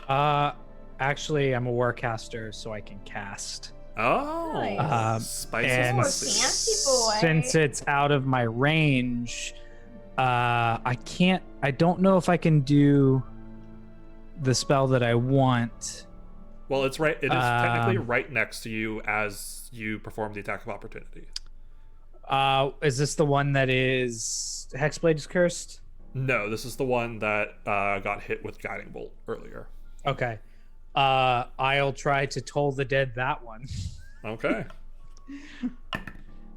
And that is a 10. Totally dead. That fails. And it's already been damaged, so it's D12s. Yes, it is. And it's 2D12 because I'm over 5th level. Spicy. That is 15 points of necrotic damage. All right. Things looking a little rough now. All right, 15 points of necrotic as you guys hear kind of a deep, sonorous bell toll echo throughout the space. And you see this creature kind of stumble and fall onto the ground more so than actually get off its web cleanly.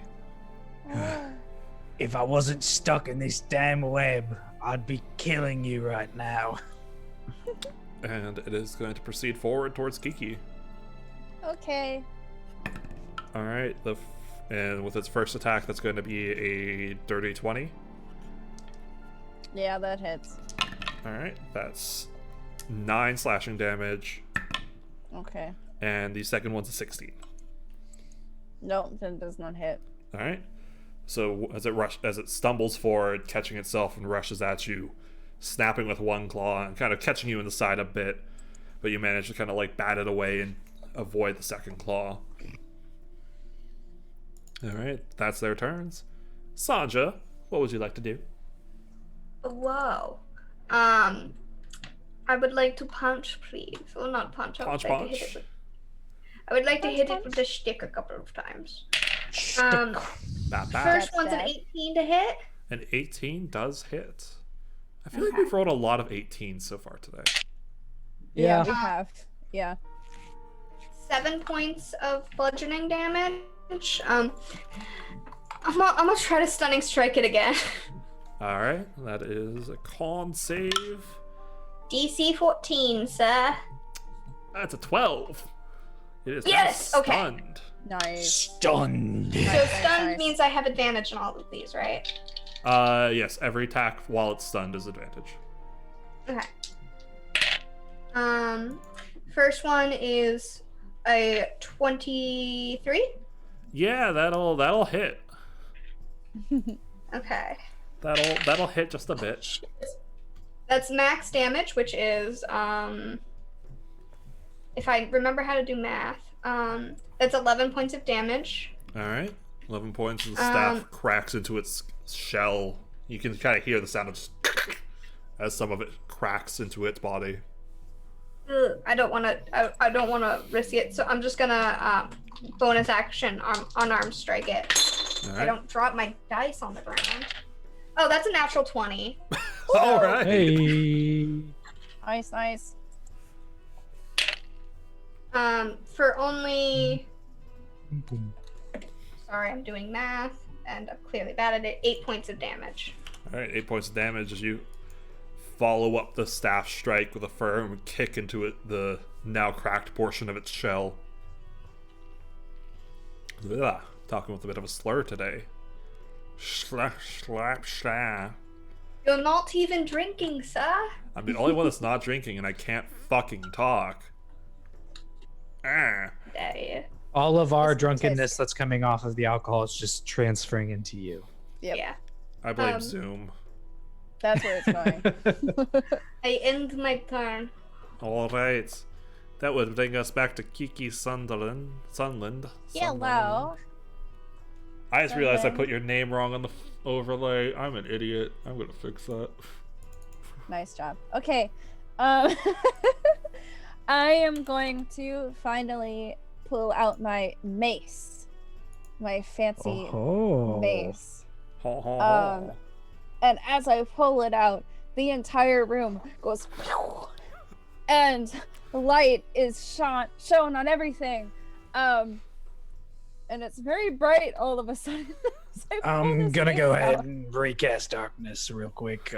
Too bright for Yeah, my I taste. also cast darkness. Reaction just.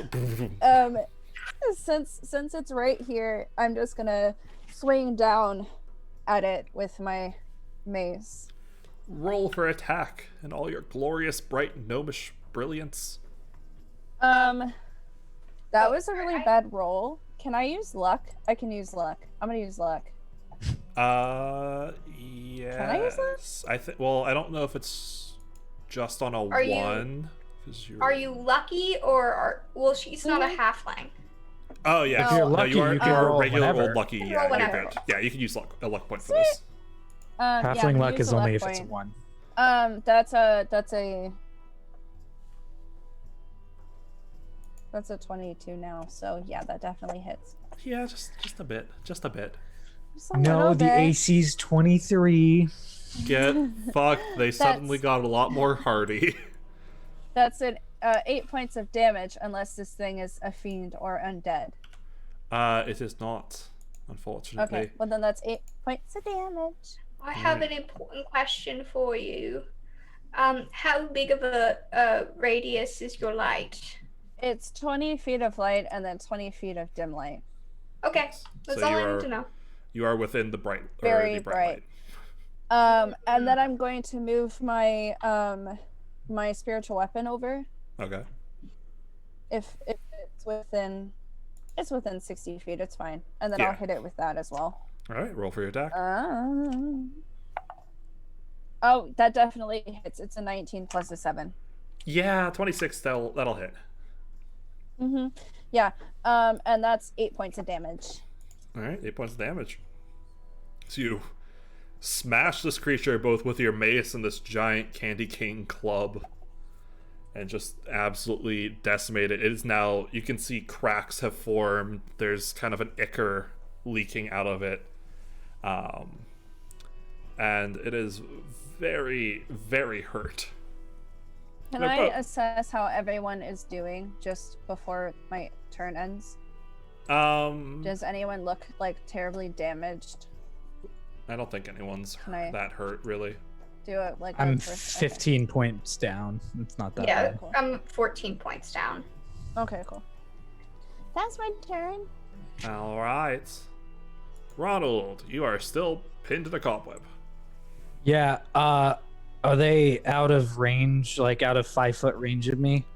The one that you have your Hexblade's curse on is still next to you. The other one was the one fighting Kiki is outside of your 5-foot range. And that one's stunned. The Oh, one next to me is stunned. so the one that's Hexblade's Curse. Cool. I'm gonna Eldritch Blast the one that's right next to me. Since it's at disadvantage, but it's at advantage, it's just a straight roll. Yes. So make Okay. your 1 attack roll. 2 attack rolls. 2 beams. Pew, Because pew. we're all, yeah. That is a 21 to hit, Yeah. Yep. That hits. and the second one is a dirty 20. That also hits. All right, so the Unsurprisingly. first. Oh, golly. Roll decently, and then damage die sucks. That is because they're Hexblade's Curse. I get a +3 to that, so that is 8 points of damage on the first beam, and 11 points of damage on the second one. All right, 11 points of damage on the second one. Dope. It is very hurt as the 2 blasts smash directly, kind of one hitting it in the face and cracking a piece of its shell off of its jaw. You can see a kind of tender, purplish pink flesh under it. And This is it's not looking annoying. good. Yep, that's it. All right. This brings us back to the creature's turns. They are both going to attempt to... Yeah, they're just going to attack you. Moral support from Kiki. All right. Speaking of which, Kiki, that is not a hit. That's a 13 on the first one. No. Real Kiki says hi. And I rolled 2 8s in a row, so 2 13s. So neither No. hit. As it kind of like stumbles on its broken legs and starts chomping at you with its claws, you manage to kind of keep it at way and bat its one claw away with the mace. All right. And this one, surrounded, is not going to know what to do, so it's going to just attack once to each of you. So once to Ronald is going to be a... Wait, it's stunned. It doesn't get its turn. That bitch is stunned. It is. Oh, just kidding. You just see it kind of like holding on to its threads and kind of like wobbling back and forth as it tries to like weakly snap out at Ronald. All right. You weak, duck. You'll never be good, duck. You just Its entire like shell the- is vibrating from the stun. Yeah, you can see that it's got like probably 6 eyes, 3 on each side, and some of them are just kind of like rolling a little bit. It's just very, Real very upset. cartoonishly. Yeah, like marbles just kind of spinning around in its eye sockets. I'm imagining a Cuphead-esque villain. Oh yeah. Imagine a spider Cuphead villain with crab claws on the front. There you go. Alright, Sanja, it is your turn. Okay, I will hit. Big hit. Hail. The first one's a natural 20. Okay. It's done till the end of my next turn. The second one is a. I'm pretty sure you don't need the second one. Okay, fine. That's fair. Because I do need to do other things. Oh, I need 2d8, not just one. 2d8. It's not very good. I rolled 10 points of damage. Yeah, how do you want to kill it? You know how you crack a nut with like one of those nut crackers? Uh-huh. It is solely just one DD. It's not like a crack motion. It's the same effect. It just shell goes. Whoop. All right. Kind of push or wrap the staff around it and place your foot in it and just give it a nice solid pull.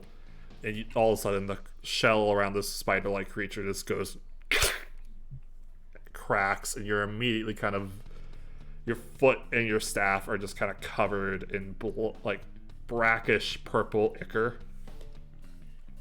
Take off my leg a little bit. The two halves of this creature just go. Yeah, you also watch as the shadow that kind of spins around it kind of sucks back into my body, and I get 10 hit points back, and I'm just like, That's a little better. Can I get over to the other one with my 45-foot movement speed? Oh, you could walk over there casually and be there in time. Okay. My second hit Pop, pop. is going to be a dirty 20 against that one. Yeah, that is also a hit. It's only 4 points of damage. That's enough. So this creature is kind of like weakly crawling towards and snapping at Kiki. You just kind of walk over, shake your head shake your head for a bit, and just two hands on the end of your staff, just wham, and it just cracks and folds inward. It just lies on the ground, kind of twitching. Just That is how you say the cookie crumbles. I was gonna kill that, but thank you. oh, Nope. combat music. That's what I do. Um, And then I'm gonna shadow step to the other side of the web. Wait, I was gonna ask how you're feeling. Oh, bye.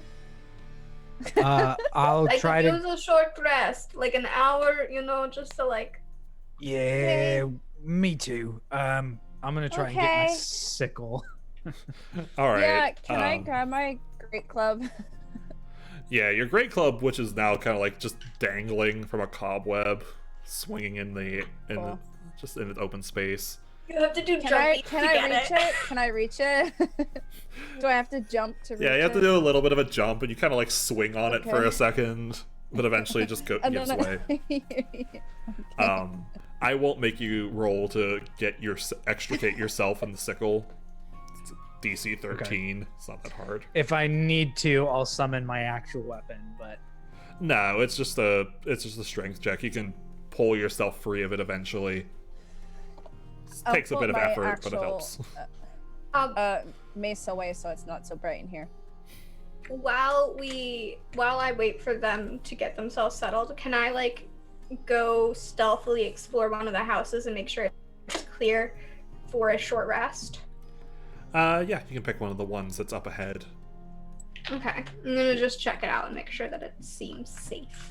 Yeah, roll a stealth check and a perception check. Combo. 28 stealth. I rolled a 19 on the die. And only a 11 investigation. All right. Perception, not investigation. Oh, perception, that's better. But not great. It's a +6. 8 + 6 is a number.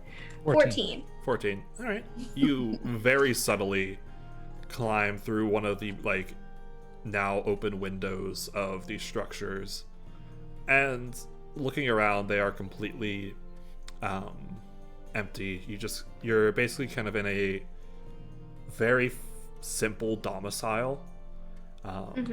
What seems to be the very tattered and aged remains of carpeting on the floor, some very like petrified essentially tables, and not a whole lot in the ways of furniture.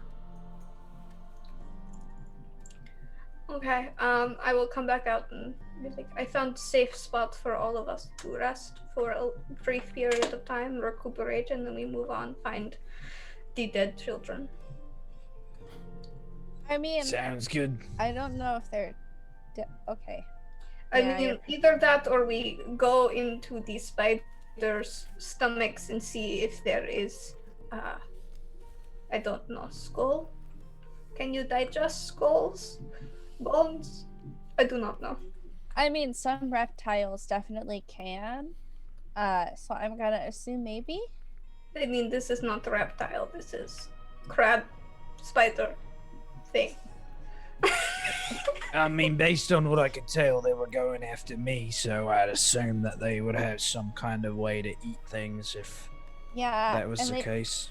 they were kind of big. I think they could probably take me down really easily if I wasn't so talented. Good job typing yourself up. Do you think we could find their nest? See if maybe, like, do you remember the book in which they go into a nightmare forest? I don't remember much. And like they find people who are wrapped up in spider web. Oh and yeah. spend like a little bit. I think it's called like Lord of the Flings, Lady of the. That book. Lord of the Necklaces. What was that? Lord of the Necklaces. Lady of Necklaces. The Fellowship of the Amulet. Mhm. That one. Yeah, that was. I read that when I was like 5 years old. Mm. I had it read to me when I was tiny. Good for you.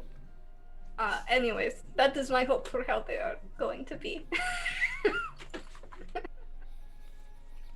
Sorry. I love Sandra Oh, great so sister, much. I'm not. They bring me so much joy.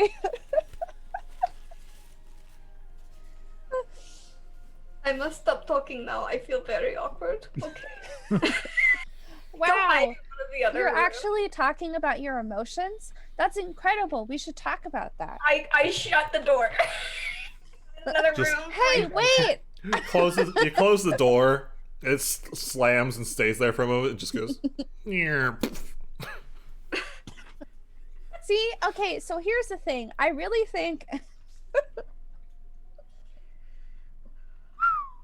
They start having a full-on panic attack as you continue talking to them. I just really think it's really nice that you're expressing your emotions. I think that's really good for you.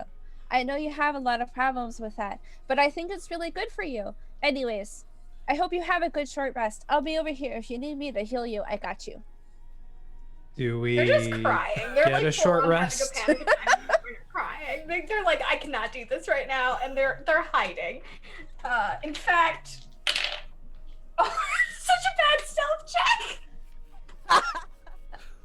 That's a 14 stealth check. Oh wait, hold on. What's my passive perception? Ha! It's a 14.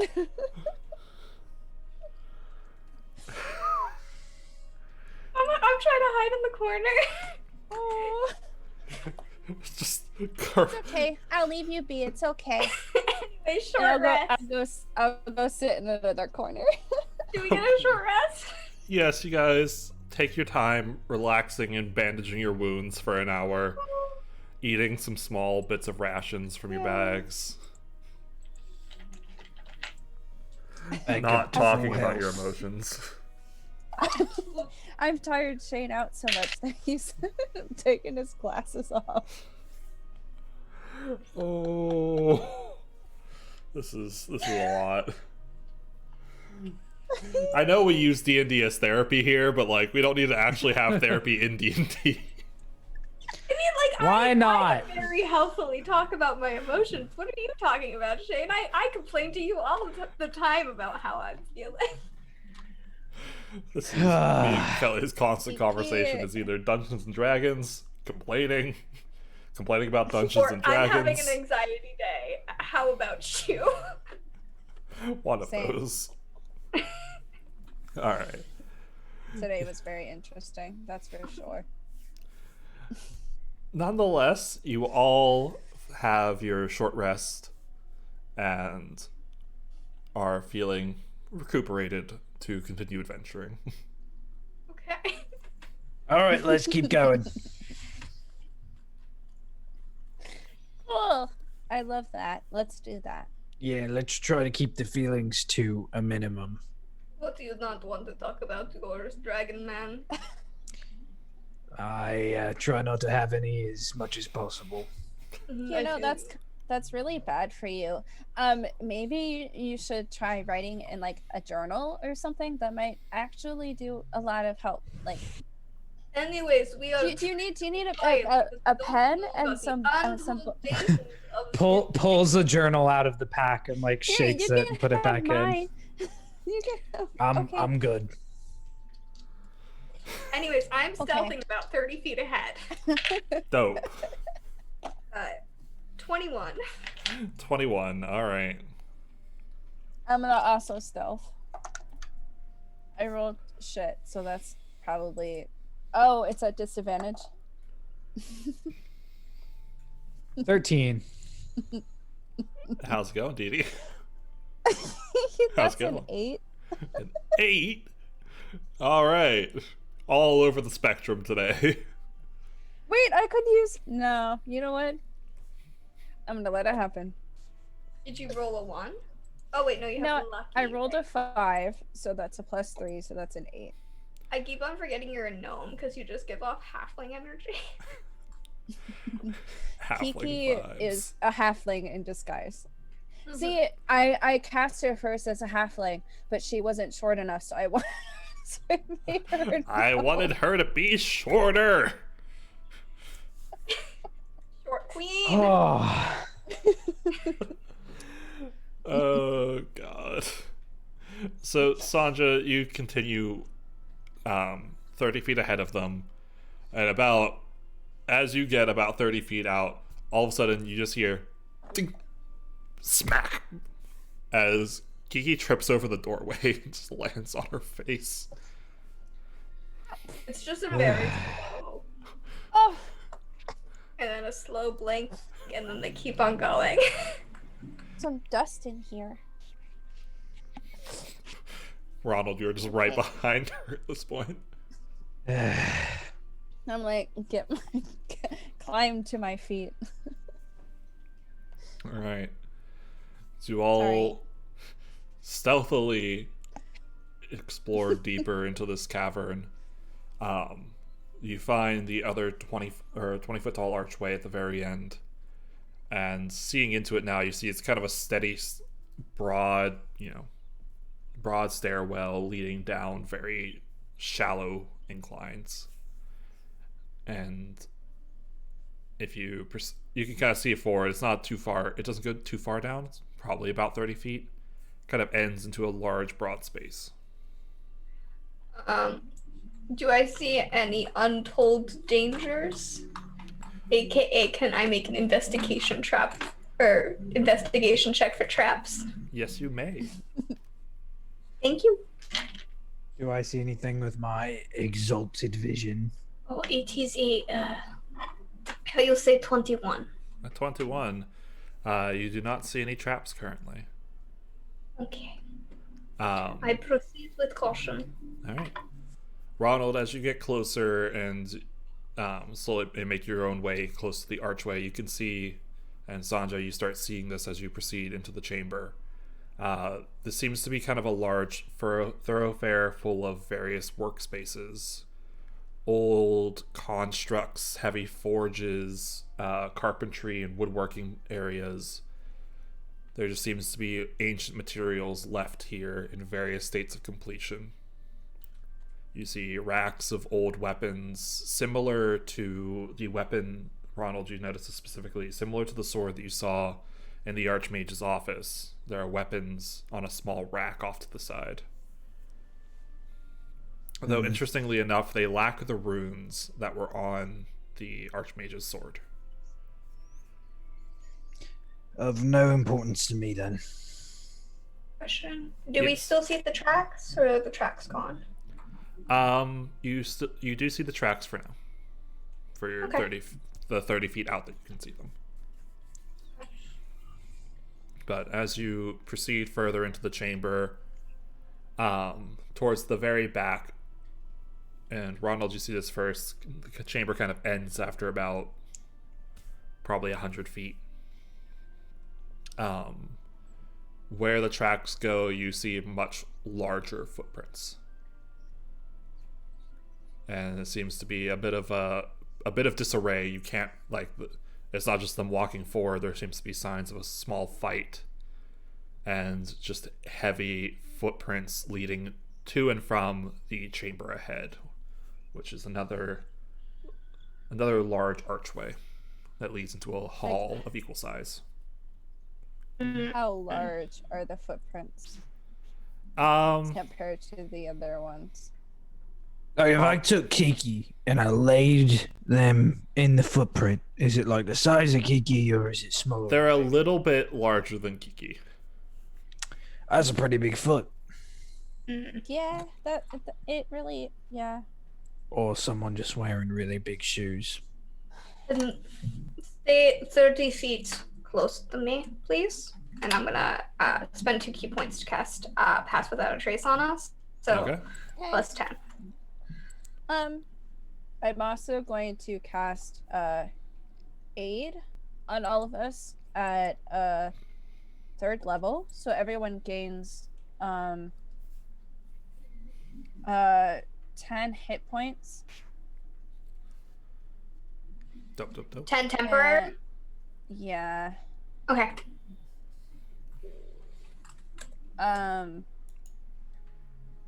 Yeah. Perfect. And that lasts for 8 hours. I am filled with the vitality of whatever sun god currently exists in this world. I don't remember off the top of my head. Not really a sun god, it's Brawlia. you literally just told me. Duralia, thank you. Sorry. I know that one. Yeah, I was reminiscing about the fact that, like, every single person who has picked a deity so far, short of Device, has picked Duralia as their deity. Well, I'm sorry that Kiki in another world, their god is Paylor. I apologize. There's just a gap in my pantheon. You gotta have a sun god and a moon god. They're so You vitally really important. do. You really do. They're in every Apollo, single pantheon. literally, Apollo and Artemis both request that you make them, so you gotta do it. You gotta do it. My world. I'm God here. Fuck off. I studied a lot of mythology. It's You have to pretty much do- everywhere. It's my world. Fuck off. It's my world. I don't care about how actual people worship. There's only a sun god. There are literally dragon people and cat people in this world. What do you want from me? The rules are off the fucking A book. sun god and a moon god. I want a blood god. No. God. No blood for the blood Please. god. No skulls for the skull Moon and throne. sun. No milk for the cornflakes. Boo! Alright. Anyways, we proceed with caution with plus 10 on top of whatever we previously rolled, unless you want us to re-roll again. We can keep the original rolls, as they No, were but I pretty don't- average. 13. So a Something. 23. Mine was not good. This was an 8, so You've 18. got 31 now, 18, if not higher. I guess. Alright. As you guys continue along, the archway at the end that leads into this large, not quite as broad, but pretty sizable tunnel. You can see it goes off into the distance to the right and turns a corner. And you can see the hallway to the left just goes straight for an unknown amount of distance. And the footsteps that continue into the chamber follow down the left path. We follow the footsteps. All right. Yeah. You continue for a disordinately long time, probably about 300, 400 meters. You just follow these footsteps, and you see a few rooms and a few chambers of various size, most of which have caved in at this point. And there's a few smaller rooms you see that are similar, kind of, for the most part, workshops. Either training rooms or workshops of various sorts. But eventually you see the footprints veer off into a large, kind of equally very tall doorway or archway into a new chamber. We peer in. All right. Yeah, do I see anything? As you look in, you just see heavy iron, like similar, like probably about 10-foot tall archways with iron bars crossing them, and large doors on each one. The first one you see has mostly just piles of skeletons in them, and you can see just faintly around the corner of the second one, there's a small group of a gnome, a couple halflings, and two half elves, all unconscious and just laying on the floor. And you see at the very far end of the chamber, just a very large statue of a four-armed figure, armored figure. Oh. Probably about 20 feet tall.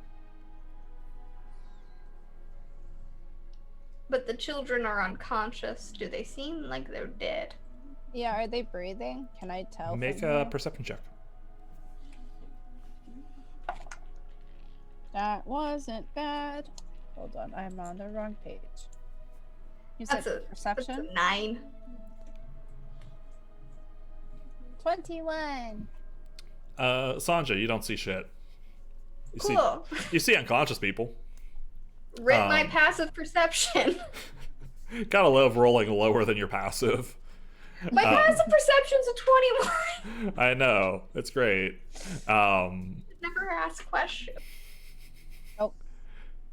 You're actively looking for a very specific thing, though. Kiki, you do see that they are currently breathing, though shallow.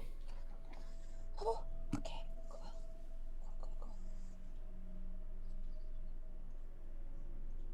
cool. Do we see what's keeping them awake or asleep? Yeah. There's no notable cause from what you can see. The statue thing. Does like the dust around it look like it's been moved recently? It is dust free. Shit. Cool. What is it?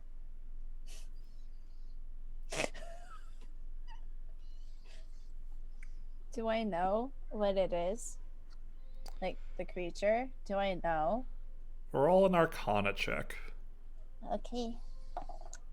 That wasn't bad. 16. You're not certain. It just looks like a really Damn big it. statue to you. Interesting. It's It's a really big kind of a statue. carved. It looks like an armored figure in like kind of full plate armor, but it's entirely made of stone. And there are 4 arms, both of them currently just crossed over each other. Does it I look don't like it. the foot matches the size of the things that were the footsteps that we saw? Yeah, it looks like it looks pretty close to a match, and you see the footsteps lead up to the statue.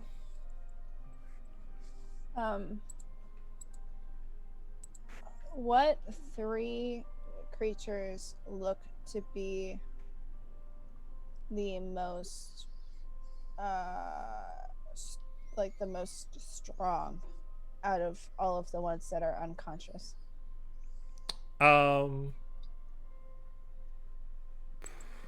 Probably the two half elves and the halfling. Actually, no. 6. There Can I are get only all of them there are up? 5 of them, so yes. Ooh. I'm going to. Do they look like they're just sleeping, or do they look like they have been knocked out? Roll a medicine check. Okay. That was not bad, but I am still on the wrong page. And That's a 22. 22. They are unconscious. Cool. I'm going to cast Mass Healing Word on all of them. Okay. That just heals HP, correct? Yeah, Okay. You cast vaguely. your I just want spell. to make sure that when we do wake them up, they're like actually able to like get up. You cast your spell, and you feel the energy kind of flow through you to the 5 people in the 5 students in the cell, and And kind that of they heal 7. All right. They brighten up, and the light kind of shimmers on them, though they all remain unconscious. Cool.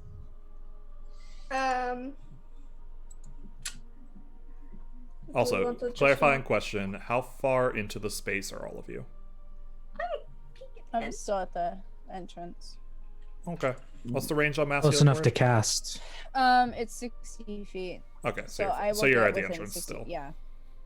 Yeah. What do you know? What's the plan here? Probably sneak up on it and hit it real good for opening attack. Try to stun it if it can be stunned. I could cast like minor illusion or something and create a really loud noise right next to the people who are unconscious. I just healed them a bit, so they should wake up if I like make a really loud noise. I mean, I'll give it a try. Do you Because they're want? healed, they're not like dying, so they should, if they're just sleeping now because I healed them, they should just wake up, right? Feasibly. Unless they are kept asleep by some magical means. Right, which we wouldn't know until I cast it, because I could totally just cast it right I now. feel like the moment you make a noise, it will be alerted that we are here. So let's just plan, and then I will cast it, and then maybe they'll be able to help. Yeah. Plan is I'm going to first, just in case, because it looks like this thing will come to life, I'm going to cast Armor of Agathis on myself. All right. And then I'm also going to summon my sword. What does your sword look like? I want to know. So I take my sickle in my offhand and I kind of like flash forward, and this like the pommel and hilt of the sword are like a dark metal of some kind, that seems to have like chipping paint on it, but it's the crossguard's rather weird. It's not like a normal crossguard that you've seen that usually has 2 pieces, like 2 sides, like a handguard. It has 5, and they all come up into like what look to be like draconic style heads, each of them painted a different color, red, white, green, black, and blue. And the blade itself looks like an elongated, very jagged, very like awfully made but still somewhat functional and kind of gnarly piece of black something. But it is a long sword. It is decently long, and he wields it in one hand, and he has a sickle backwards in the other, with like the back end of the crook on it kind of against his arm. and kind of swings the sword a little bit and gets ready as like the ice crystallizes onto his armor. All right. Just in case. You want me to go wake it up? We Let's can see try what to take happens. care of it as well as we can. I mean, I might be able to wake it up too. Oh, I mean, I would like to, you know. Punch. Yeah, you Mm. can definitely punch. Okay. Shall we? Yeah, let's do it. How far away is Statue Boy? Probably 50 feet. Can I shadow step to it and just pop? All right. So as you all enter the space and Sanja just disappears into the shadows for a moment, reappearing off to the other side right next to this large statue. As soon as you do so, you hear just kind of a deep hum just as the statue's arms unfold next to you. And you immediately just start swinging at it with your club. So roll for attack. First one's like a 20 something. That hits. 20, yeah. It's like 24, I think. And then is this considered a surprise round? Yeah, for you. Okay, so would I be able to do all 3 of my attacks at advantage with a surprise round? Or I'll say yes. Yeah, sure. okay.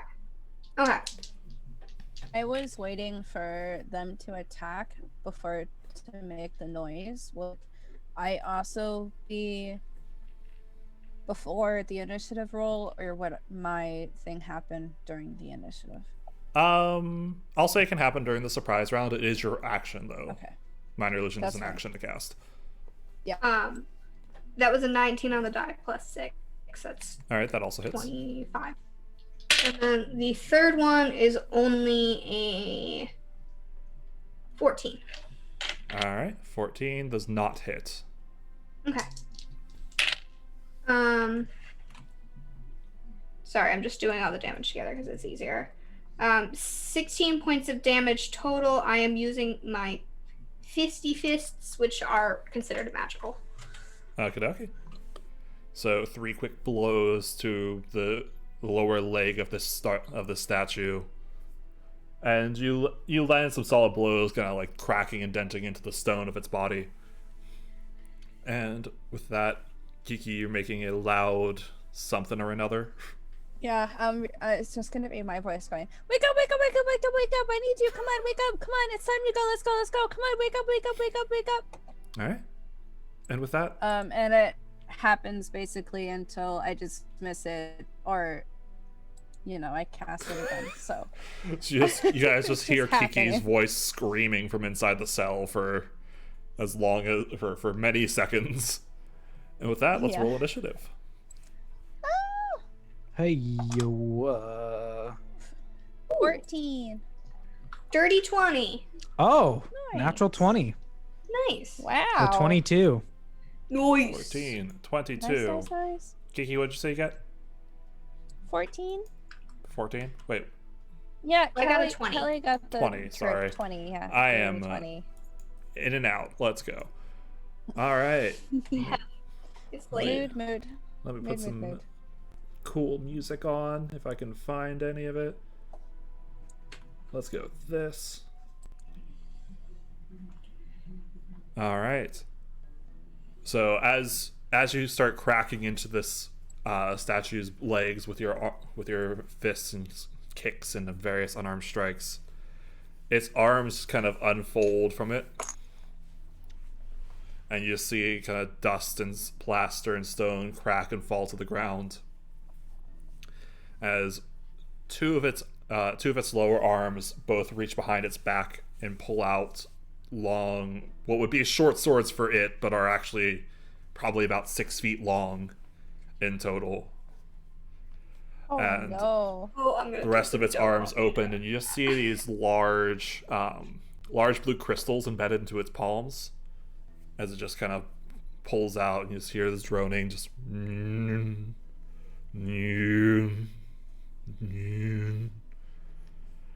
all right. The first up in the initiative order is Ronald. Oh shit. And we can tell that this thing is being hostile. It hasn't done. It has drawn weapons. Okay, so it's drawn something. Yes, I mean that didn't happen before Sanja just ran up and started punching it, but Okay. Just figured Uh, that this thing is the cause of the just- children. Just for funsies, Hexblade's curse on this thing. all right. And then I'm going to, from the hall, Eldritch Blast. Eldritch Blast. All right. Roll for attack. Ooh, yeah. That is a 14 to hit. A 14 best. misses. And whoops, that rolled off the thing. Give me 1 second. And the second one is a natural one. Natural one also misses. So you let loose as you kind of start moving into the chamber. Behind you and Kiki, a grate just goes landing, blocking the room in. The shockwave of it kind of knocking you off balance, and your Eldritch blasts go wide just over top of the creature. Damn it, help me out here a little bit.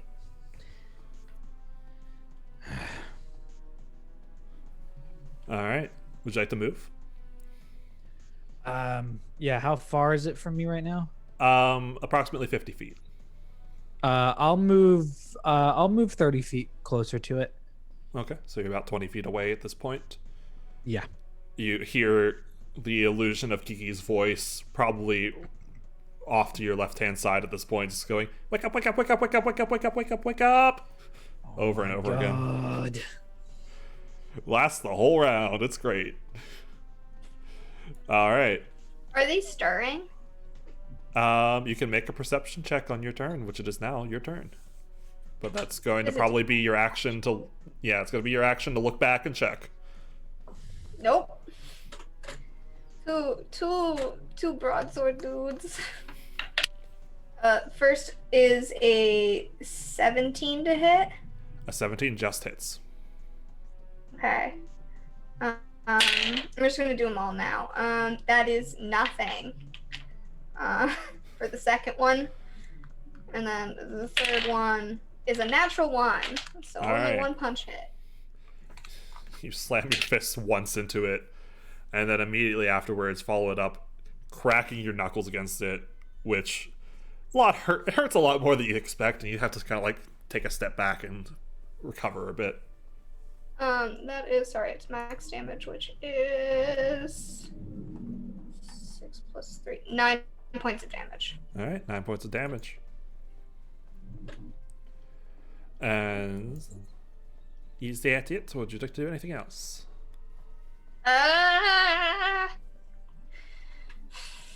Bonus action. Well, you I'm used your attack. going- You did 3 attacks, correct? Oh, never mind. I used 3 attacks. Yeah. Nope, that's it. I'm holding steady. All right.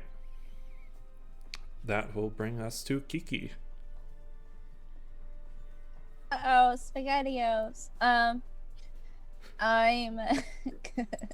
going to, as my bonus action, I'm going to cast Spiritual Weapon. All right. Yes, I am.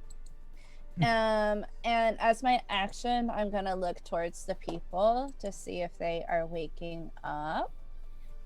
All right. Roll And perception. It's okay if they're not, but just looking, that was really good. That was a 19 plus something. A 19 plus 4, so 23. All right. They are stirring. They're not like very awake, but you can see them kind of moving a little bit. That's fine. That's all I really needed to know. I'm going to attack with my spiritual weapon at the big guy. All right. As the kind of hard candy colored club just appears in the air. Is it 23 to hit? 23 does hit. Woohoo!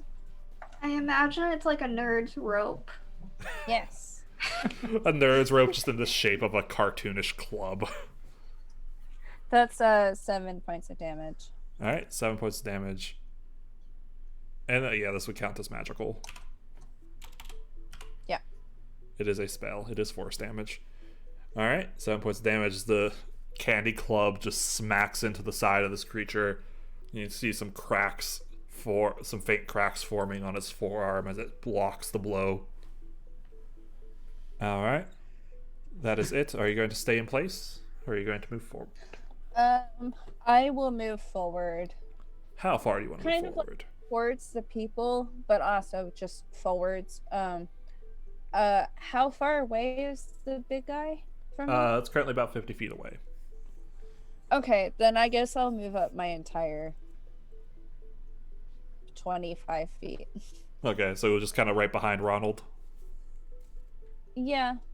Well, Okay. I'll move opposite of Ronald. I don't want to be right next to Ronald just in case he has like ranged crap. I want to be like kind of a bit away, but like yeah, in the same. Well, yeah. So your movement, you're still slower than him, so you're going to be behind him no matter what. Yeah, I just don't want to be like right next to him. So if it was like a spell attack or anything, I wouldn't like get hit.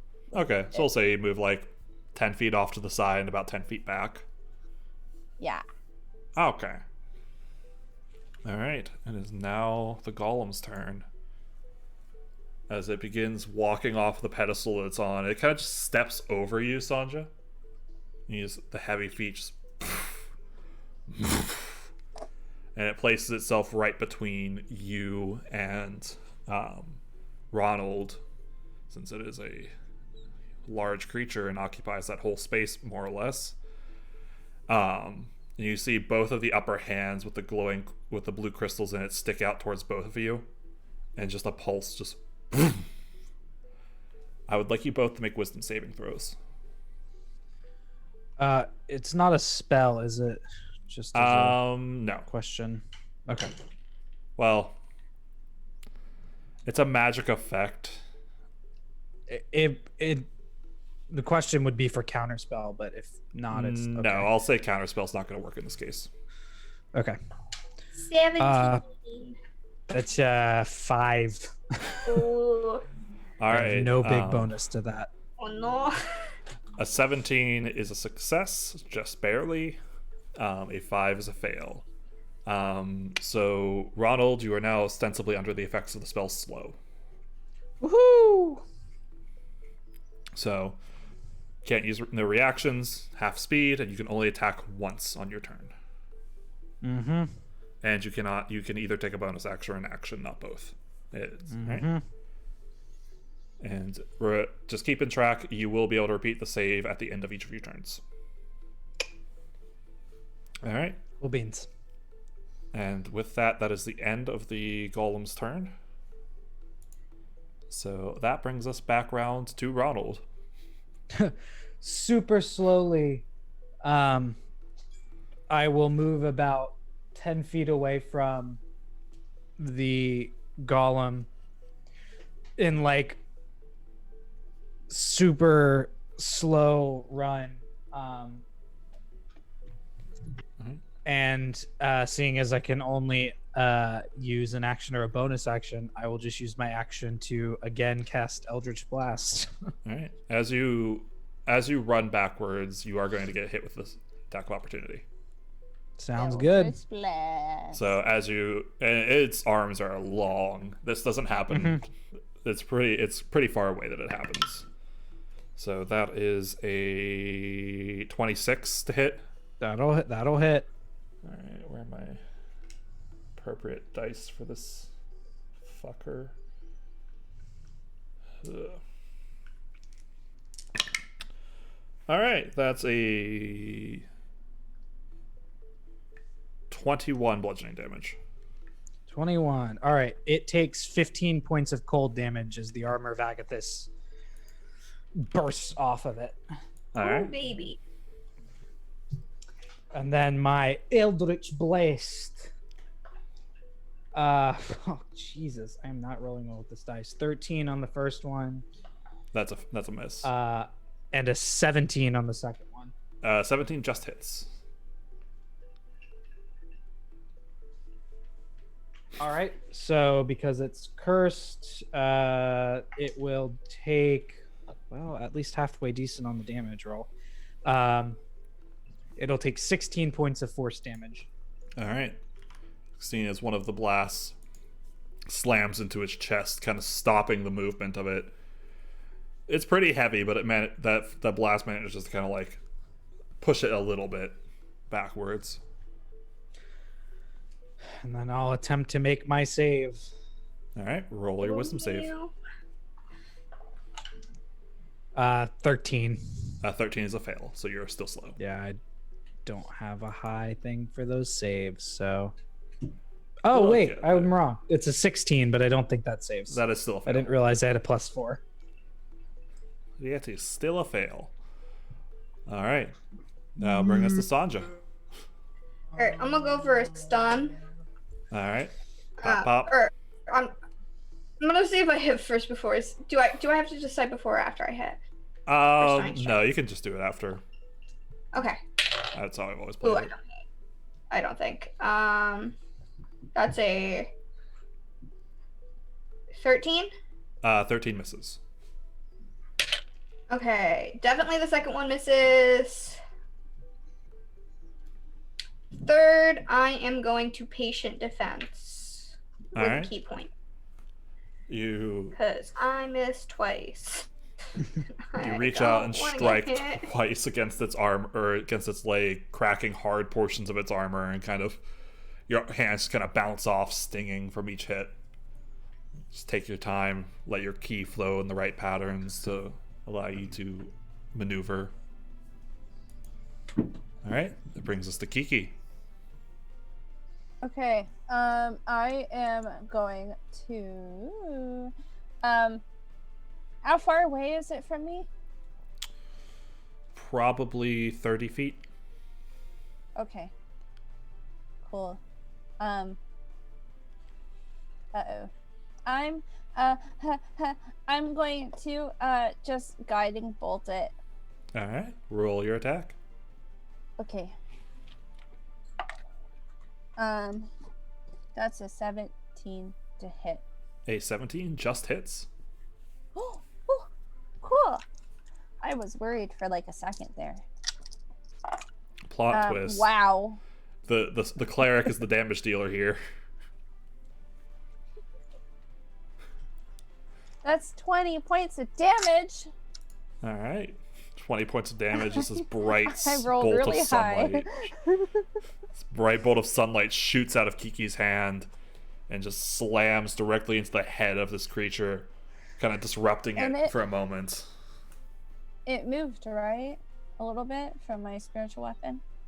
Yes, but your spiritual weapon doesn't get attacks of opportunity. No, I was gonna move it. Oh, to sorry. it Yes. Yeah, you can move so I it. could attack. Okay. Do you know? I was bending down to give her pets to say hello, and she attacked my fucking face. It's a 22 to hit for that one. A 22 also hits. That's 11 points of damage. All right, 11 points of damage as the cleric is the damage Also the dealer. tank.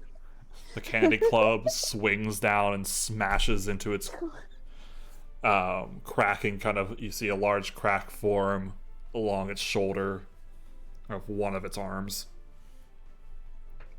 All right, would you like to do anything else? No, I'll move a little bit like more to the right, but I'm gonna kind of stay in the general area of where I am, considering since it's moving. I don't want to get any closer to it yet. All right, that'll bring us back to the golem's turn. as one of the swords, it's still facing towards Ronald, but one of the swords just slams down, swinging for Sanja. So it's going to make an attack at disadvantage. That is a 22 to hit. That does indeed hit. All right. And that is 24 bludgeoning damage. Jesus Christ.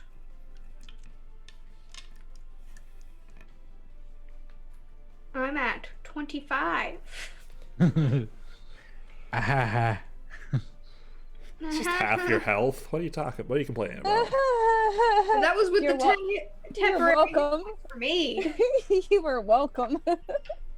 And it is going to walk forward towards Kiki. So Okay. Cool. you get Ooh, an attack of opportunity. Yeah, you get an attack of opportunity. Okay. Come One attack whole me, punch. bitch. One whole One punch. punch. Ooh, I think that hits. That's a 21. That definitely hits. All right, and can I try to stunning strike it with my attack of opportunity, or do I have to do stunning strike or like key points on my turn for that? Let me double check the wording of stunning strike. I don't remember. I think it's whenever I hit. Yeah, there's nothing Whenever you're specifying that it has to be your turn, so you can attempt to stunning strike it. Cool. DC 14 con save. That is a Just 19. fine. Oh, god damn it. So you manage to crack it, and you see a little, like, you leave kind of almost a dent as you kind of give it a quick side snap kick as it walks away, and you crack and that leave a little is- bit of damage in it. 9 points of damage. All right, 9 points of damage, and it continues on its way, and it is going to attempt to grapple Kiki. Cool. Grasp it in your hand. Cool. I would like you I'm to gonna make be right back because Juno's committing crimes. I'm sorry. tell her I'm proud of her. Same. Me too. I'm also proud. Also. Kiki, can you make a whatever is better, athletics or acrobatics for you? Okay. Ooh, I did not roll well. I don't want to, but I will. No, but okay. whew. Okay. That's a 21. All right, it rolled a 10 total. I rolled a 'cause 15. I rolled so bad. One of the free hands just slams down, trying to grab at you, and you manage to just slide out of the No. way. So it just slams into the stones next to you. So it pulls back. You see the indents of where its fingers it's dug into the ground. Oh no. Um, This is bad, you guys. This is really bad. That is the end of its turn. Ronald, my slow friend. Slow motion, seeing all of this happen and seeing people get pummeled. I'm just going to. Don't worry. I've got this. I'm gonna recast Armor of Agathis on myself with my second spell slot. Okay. And that's it. And that's it. But I will. The frost attempt is to actually save. very slow as it comes towards Yeah. you, just kind of. Come on, Annie. That landed on my other dice and didn't actually do anything. Hiya. No, it's a 14. 14 is a fail. You are still slow. That's okay. You are protected, but you are slow. All right, Sanja. Recovering from the large blow of the sword to your body, what would you like to do? Punch it. Give it a big old pop. Oh, that's not very good. Bam, Did bam. the a 12 total? Yeah, 12 does not hit. Okay, second blow is a 13. 13. Oh my You God. punch it. You very quickly just throw 2 quick jabs at it. Both of them, you can feel like your joints crack as you do so. Oh no. You are really glad at the monastery they had you practice punching trees, or else this probably would hurt a lot more than it Yep. does. I recall. That's another 13. I need to hit, able to do things. Can you change dice, please? I have used a different dice every single time I've tried to punch in this round. The world just does not want me to punch. I do want to know, but for flavor, I am doing dope monk shit. I would like to be like walking along the edge of this like sword as it's going and like flipping and doing all this cool stuff. But like, it's not working. Yeah, you are acrobatic as shit, doing some action movie stuff. I mean, it's got 4 arms defending itself, swinging around, trying to block your hits. You are still punching stone though, so. And it hurt. You punch at a statue. This is not a good plan of action, but it's all you got. All right. I would tell everyone who's next in the initiative order, but my Chrome window went black. I believe it is Kiki. It's me. Yay. How far away am I from this guy? 10 feet. Okay. I'm gonna move up. How how tall is it compared to me? It is 20-something feet tall. You are less than 3 feet tall. You come up to its shoe. Cool. I'm going to pull out my mace. In hopes that it blinds the crap out of it. And I'm just gonna swing at its foot. Going to run. Now, how many turns is it? Okay. All right. Roll for attack as you kind of jump up onto its foot and swing for its ankles. I threw my dice on the ground. Hold on. Ooh. Okay. It hits. It's a 23. That is in fact a hit. It's not much damage though, but that's okay. That's a 8 points of damage. All right. 8 points of damage as your mace digs into its foot, leaving a nice little crater in the stone. I want to move to where it's not looking within its range, but like I'm just gonna try and like dance in between its feet so it can't see me, so then maybe it won't try and just like freaking pick me up or something next round. Okay. You can kind of duck between its feet and pop out the other side. We'll say for effective combat reasons. My spiritual weapon's also gonna take a hit, and Big that's an 18 plus a 7, so that definitely That is also hits. a hit. And that's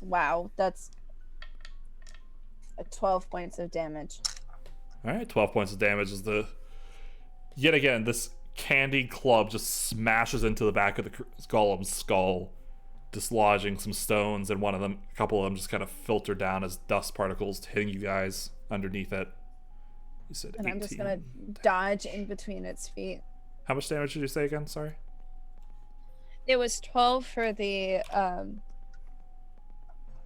spiritual weapon. Well, the spiritual weapon. Okie dokie. It is looking pretty. It's starting to show a lot of cracks and wear in it. Whew. All right. It is now the golem's turn. Dance, dance, dance. Yeah, as you Revolution. continue try to like keep out of its view, it's gonna spin around, kind of its feet staying in place but its torso rotating with it, and it is gonna take a swing at both of you. What do you mean by both of you? No, thank you. No, thank you. To Kiki, one to Kiki, one to Sanja. Okay, sorry. So I just didn't know. Kiki, that's a 24. Yeah, that definitely hits. Yeah. Yep. Yep. All right. Yep. Yep. Yeah. That's 16 bludgeoning damage as the stone sword cool. slams into you. And for Okay, cool, Sanja, cool. that is a Awesome. 25. That do hit. Oh, Two hits. That do hit. That do be All right, hitting. I didn't roll that good. That's 11 damage. All right. I'm at 14. Got You're you. looking a little bit rough. All right. And I like that is the idea they got onto the sword to like walk across it to like try to get at its head, and instead it just like flung them into the nearest wall. Yeah, it was kind of a frying pan move. You're like walking up and all of a sudden just just get flipped into the floor. Okay. All right. That brings us right back round to Ronald. Don't worry, guys. I got this. Doom. Doom. Slow-mo Eldritch Blast. I slow mo it, but as soon as they come out, they just like rocket forward. The ricochet. That's a 19 on the first one, and that was cocked, and a 19 on the second one. Both hits. Roll for that damage. Oh God, horrible roll. That is 7 points of force damage, and the second one is, hey, I went from minimum damage to max damage. That is 17 points on the second one. 24. All right. Yeah. As these two blasts kind of slam into the creature, one of them kind of hitting in the midsection towards where the ribs would be, and just blasting away a solid chunk of stone off it. You can kind of see internal, kind of towards its center of mass, is this kind of brass ring that starts sticking out, and there's a hollow piece inside of it where just a large blue crystal's embedded. Hit that crystal. The second I'll of try which to break the slow. Yeah, the second of which your Eldritch Blast slams into the same shoulder that the club has been smashing into, and you see one of the arms dislodges and nearly falls down, nearly crushing Kiki and Sanja as they have to duck out of the way. Sorry. All right, roll your Wisdom save. Come please. on. Come on. 18. 18. That's a success. You are no longer slowed. You're free. Thank God I'm finally out of that shit. All right, that brings us Use to it slow again. Oh, it's fine. Sanja. It is your turn. Can I position myself so that I'm flanking with Kiki? Yeah, you can run between its legs. It is a big boy. Okay, cool. Adanta. It is a big chungus. So yes, no. Yes, maybe? yes. That hits. That's a 20 something. It's a 24 That or is 22. a hit. That is also a hit. Just trying to decide if I'm going to do the thing. I'm not going to do the thing. Actually, no, I'm going to do the thing. Stunning Strike. Okay. No, this thing's probably got a beefy con, but I'm just hoping that you roll bad. That's a 15. God damn it, he just saved. I'm going to keep on rolling, and God damn it if I don't keep losing the dice. And just roll all my damage at one time because it makes me feel happy. All right. Oh, Many the click-clack. second one does not hit. But for my third strike, I'm going to use my last key point to Fury of Blows so I can get 2 hits instead of just 1. All right. Switching out dice because that was shit. God, I hate rolling bad. Especially as a monk, like just quantity.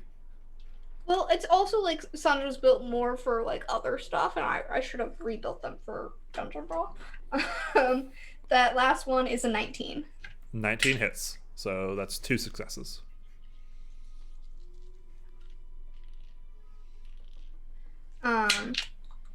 Sorry, gotta do some quick math. Quick math. Plus Quick maths. 6. That is 14 points of damage total.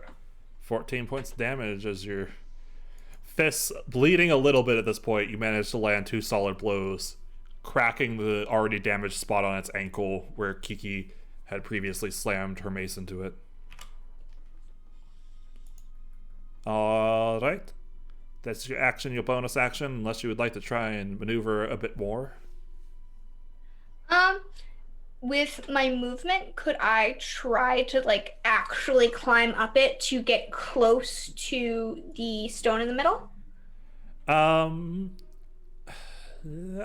roll an acrobatics check.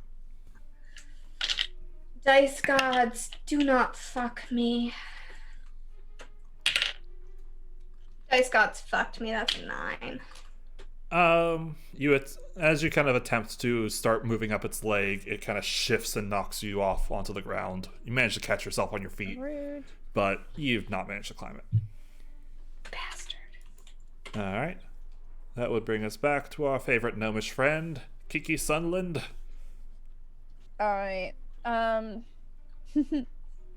I move to where I can see the stone?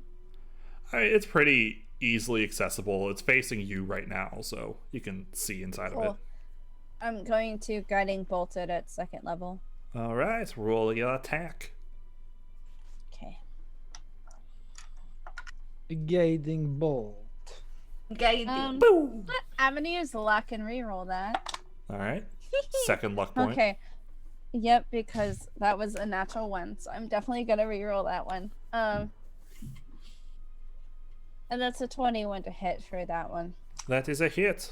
Roll for damage. Yes. Good old day. Yep. Hold on while I find another d6. Okay. Holy crap. Okay, hold on. I can't count, so give me a second. 1, 2, 3. 23 points of damage. All right.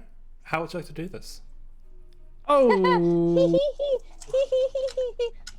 I am small but mighty. I want that guiding bolt to hit directly into the stone and for it to just go. All right. As you reach out your hand after recovering from the arm nearly crushing you, both of you, you let out one last bright sunlight bolt, and just it ends up right into the crack, hitting the crystal dead center, and you're all almost blinded for a moment as the light refracts through it, and it just glows bright blue. Just shatters as crystalline dust pours out of it. The crystals in the hands both shatter reflexively as well, and the creature just starts falling, the side of it cracking, and just it crashes to the ground. Sanja, you probably had to duck out of the way as the torso falls towards you. Oh, You do a quick little duck Do a roll, little backflip. and the legs kind of collapse onto the ground, each shattering into these large pillar-like chunks as they hit the ground. Whew. You can kind of see on the inside That there's was- this brass rings that encircle that crystal, with brass kind of going up and through the stonework around it. I wish I was intelligent so I knew what that does. Can I figure out what that does? Roll an Arcana check. Sure. Okay, hold on. I'm on the wrong page. 15. 15. No idea. Cool. I don't know what that does. Clerics, man. That's weird. Magic That's theory really sometimes weird. just doesn't help. I mean, do you want to know how it works? I can see if I can figure it out. It's up to you, though. I mean, yeah, kinda. Okay. I'll take a crack at it. I want to go peek while he's taking a crack at it. I'm gonna go just peer over the poor college students and just see if they're waking up properly now. All right. As you look in, you can see that they are actually kind of slowly rousing after this last loud noise. Most of them are looking around very confused and very frightened. I'll let Wheeler's roll be resolved before I do anything. We 14. 14. You got no fucking clue. You Yeah, can, no, I got no idea this works. You can Oh, assume that shit. the crystal was some form of, the source of the enchantment. But The crystal was some sort of the source of this enchantment on this thing, but that's Well, about it. yeah. Roll the Hey. narcotic. Look, you asked me a question, I tried to answer it, alright? all right. Glad to see you are all awake. We are leaving and going back to camp. They're all kind of like very slow in how you can see, like, now that you're right up against the bars and you can see them closer, they are very gaunt. You can assume Oh, there's that they bars around them? I had yes, no idea. they are currently Okay. locked into a like prison cell essentially. Deep stools? All right, roll your thieves tools Okay. check. Yeah, you can see they are very, very gaunt and pale. They are. You can assume that they probably have not gotten food or water for these past 3 days. Dexterity plus proficiency bonus, correct, sir? If you are proficient in thieves tools, which you are, so yes. Yee. That is a 24. 24. The lock's a little rusty. It takes a little bit of effort, but you do manage to pop the lock on the door and just swings open. Come along. They all slowly kind of wordlessly get up and just kind of looking at you, terrified right now of what's going on, and begin hobbling out of the cage, some of them helping each other kind of stand. One of the gnomes kind I'm of just gonna sits there and just thinks, start just like, filing out. one of the gnomes, as he gets up and just kind of, you see it dawning on his face, he's like, shit, we have to climb the fucking stairs. Yeah, it's a bit of an annoying thing. Hey, if anyone wants to hit me right now, it's like the perfect time to do it. Okay. I'm gonna punch him in the face. Roll for attack. Well, no, I'm gonna punch him in the leg because I probably can't reach his face. All right. I mean, I'm assuming you just let it happen, but It's a Roll for it. 17 plus Yeah, that whatever I hits. need. I'm handing out trail rations to the kids as they leave. I'm all right, Mom. That's College 3 points kids of damage. are- 3 points? Okay, you take 15 points of cold damage. Oh, it's Ow! stacks What to the the fuck? amount You of little damage. bitch! So isn't it if you take 3 or you Yeah, get you 3, take. I think you 3? take 3. Let me double check real quick because I think it's literally just each one you take, but I will give you the answer in about 10 seconds. Okay. I would check, but my Chrome is frozen again. Yeah, if a creature hits you with a melee attack while you have these points, the creature takes, it says 5 cold damage, but that damage increases 5 for each slot, and since it's a 3rd level slot, it's 15 per hit. I'm going to cure wounds myself at 1st level and just flip them off as I do Which it. means if you hit me and do the same amount of damage 4 more times, you would take 60 damage. Because it And just keeps then- going until the temporary are gone. And then that potion of healing that I got, I'm just gonna drink it right in front of him. Do you want to hit me again? Yeah, I kind of do. Hold on 1 second. 2d4 plus 2. Yep, hold on. I'm gonna really quickly chug mine too. All right.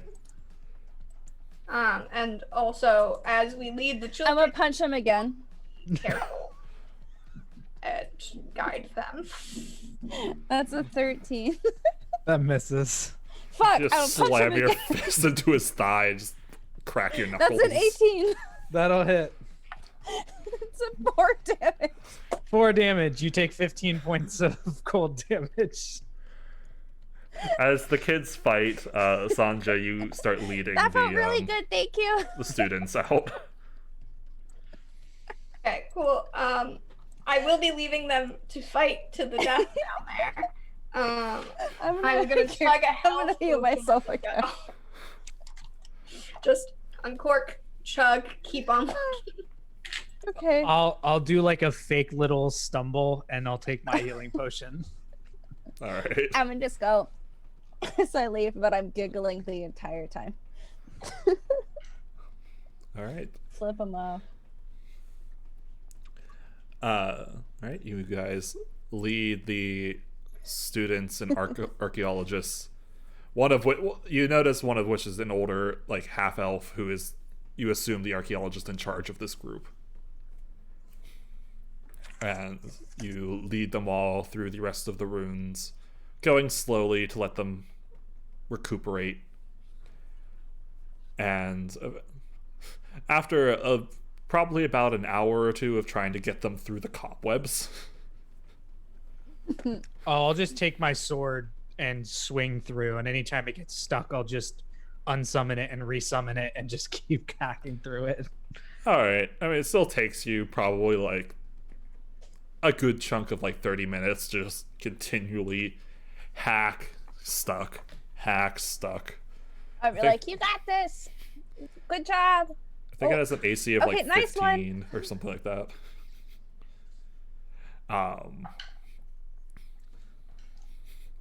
We can do some approximations of how long it would take you to do probably like 40 points of damage out of 15 AC.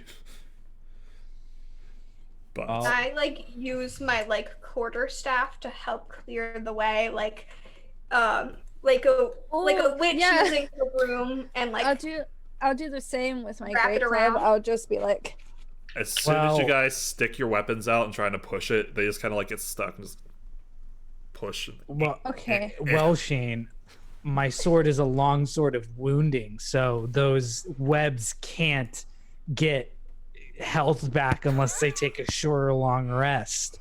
Oh, damn. They're healing. And they can't be healed by regeneration magic or any other means. That would be an incredible ability if they had some means of healing themselves.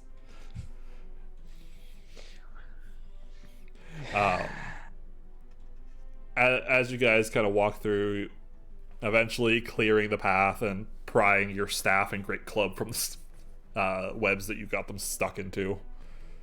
I use my whole weight because I'm tiny. I assist. Takes a second. I just laugh. And I'm like, gosh dang it.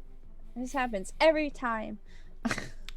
You see the older half elf, the archaeologist, kind of looks at you all as you do this, just like, okay, this is the group that rescues us. How did you get through the first time, ma'am? He points up to the roof of the, not up to the roof, but up to the second floor, and you see kind of a dangling 10-foot bit of rope. Oh. That probably would have been a better idea, but beggars can't be choosers, so... I'm just, once I get my my quarterstaff free, I'm just gonna sigh, look this woman dead in the eyes, and just teleport over to the others. Just gone. If you feel like hitting me though, you can. Do it. It's really fun. She just looks at you. I don't think that is a very good idea. Why? Call it a mage's intuition. Actually, at this I'll point, drop your the armor. your armor of Agatha's might be dropped. How long does it last? It lasts an hour. Oh, okay, so it's still up. I'll I drop squint it. at them, and then I'm like, I like him. I don't like you. To Roll the up my archaeologist. sleeves. Yeah. It's just You know what that is? Growth. She just kind of looks at you. It's like, as long as you don't kill me, I don't care. Hey, Yeah, I'm the one we're who still killed you. You're questioning. welcome. And then I'll hop across. All right. You guys make your way as Ronald machetes through the webs and continue up and without error out the cave and back out towards the archaeological site, where it is very cold still. Fuck. Ha! I'm so nice and warm. And as soon as getting out, they kind of all cover their eyes, having been in relative darkness for 3 days straight. And you all lead them back to the archaeologist site, where you leave them to their peers and begin making your way back to the keep to receive your pay and complete your contract. Yay. And that is where we will end our journey. Nice. Oh, it's so cold. I can lend you my jacket, but I think it would only fit on one arm. It's all good. I'll unsummon the sword too. Not that it matters because we're heading back, but Absolutely. The Envar Empire is a pretty chilly place. It's kind of like England in temperament. So once you get up to the mountains, it's pretty fucking cold, but yeah. Ronald just threw out, it's like, could have blessed me with the help of a white dragon, but no, black. That's the one that I got. Best one there is. all right. So, thank you all for coming and joining us. Those of you who have stuck around till the very end. This will be, if you took a break, you aren't here currently, but we'll be putting this VOD up. So if you know anyone that took a break, it's going to be on YouTube, and it's 720p gloriousness because I keep forgetting to push record on my streaming software. Oh. Hint, hint, nudge, nudge to Wheeler of I forgot to record again, so we need to upload it. It's okay, I'll take care of it. But thank you all for coming. Tune in Tuesday for the Minds game with Wheeler Yeah. and Dee Dee. Tune in Friday for Over the Kale Jaw Peaks with me and Kelly. And don't tune in for Sunday, or tune in for Sunday for Chris and Wheeler doing. Just don't do it. Just Just don't don't show up. It sucks. It's Forget shit. Forget Chris. No, tune in Sunday for not back to the drawing board. Jesus Christ, that was my Back in stylus. Back in silence. Back to the Drawing Board was my college show, TV show I worked on. It was really bad. No, it was okay. It's, We were it's just going very good, chill vibes while Yes. also drawing at the same time.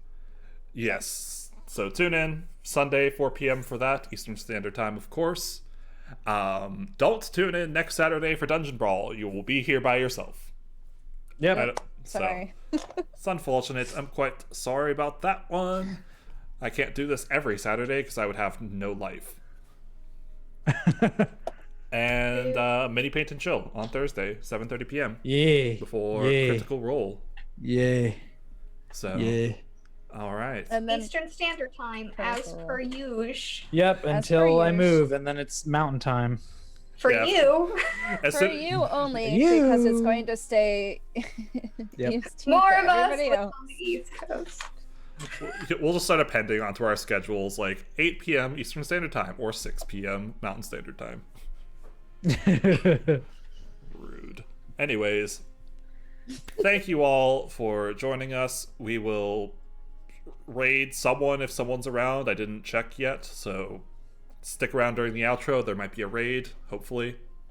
But thank you all for coming, and have a wonderful evening. Bye, everyone.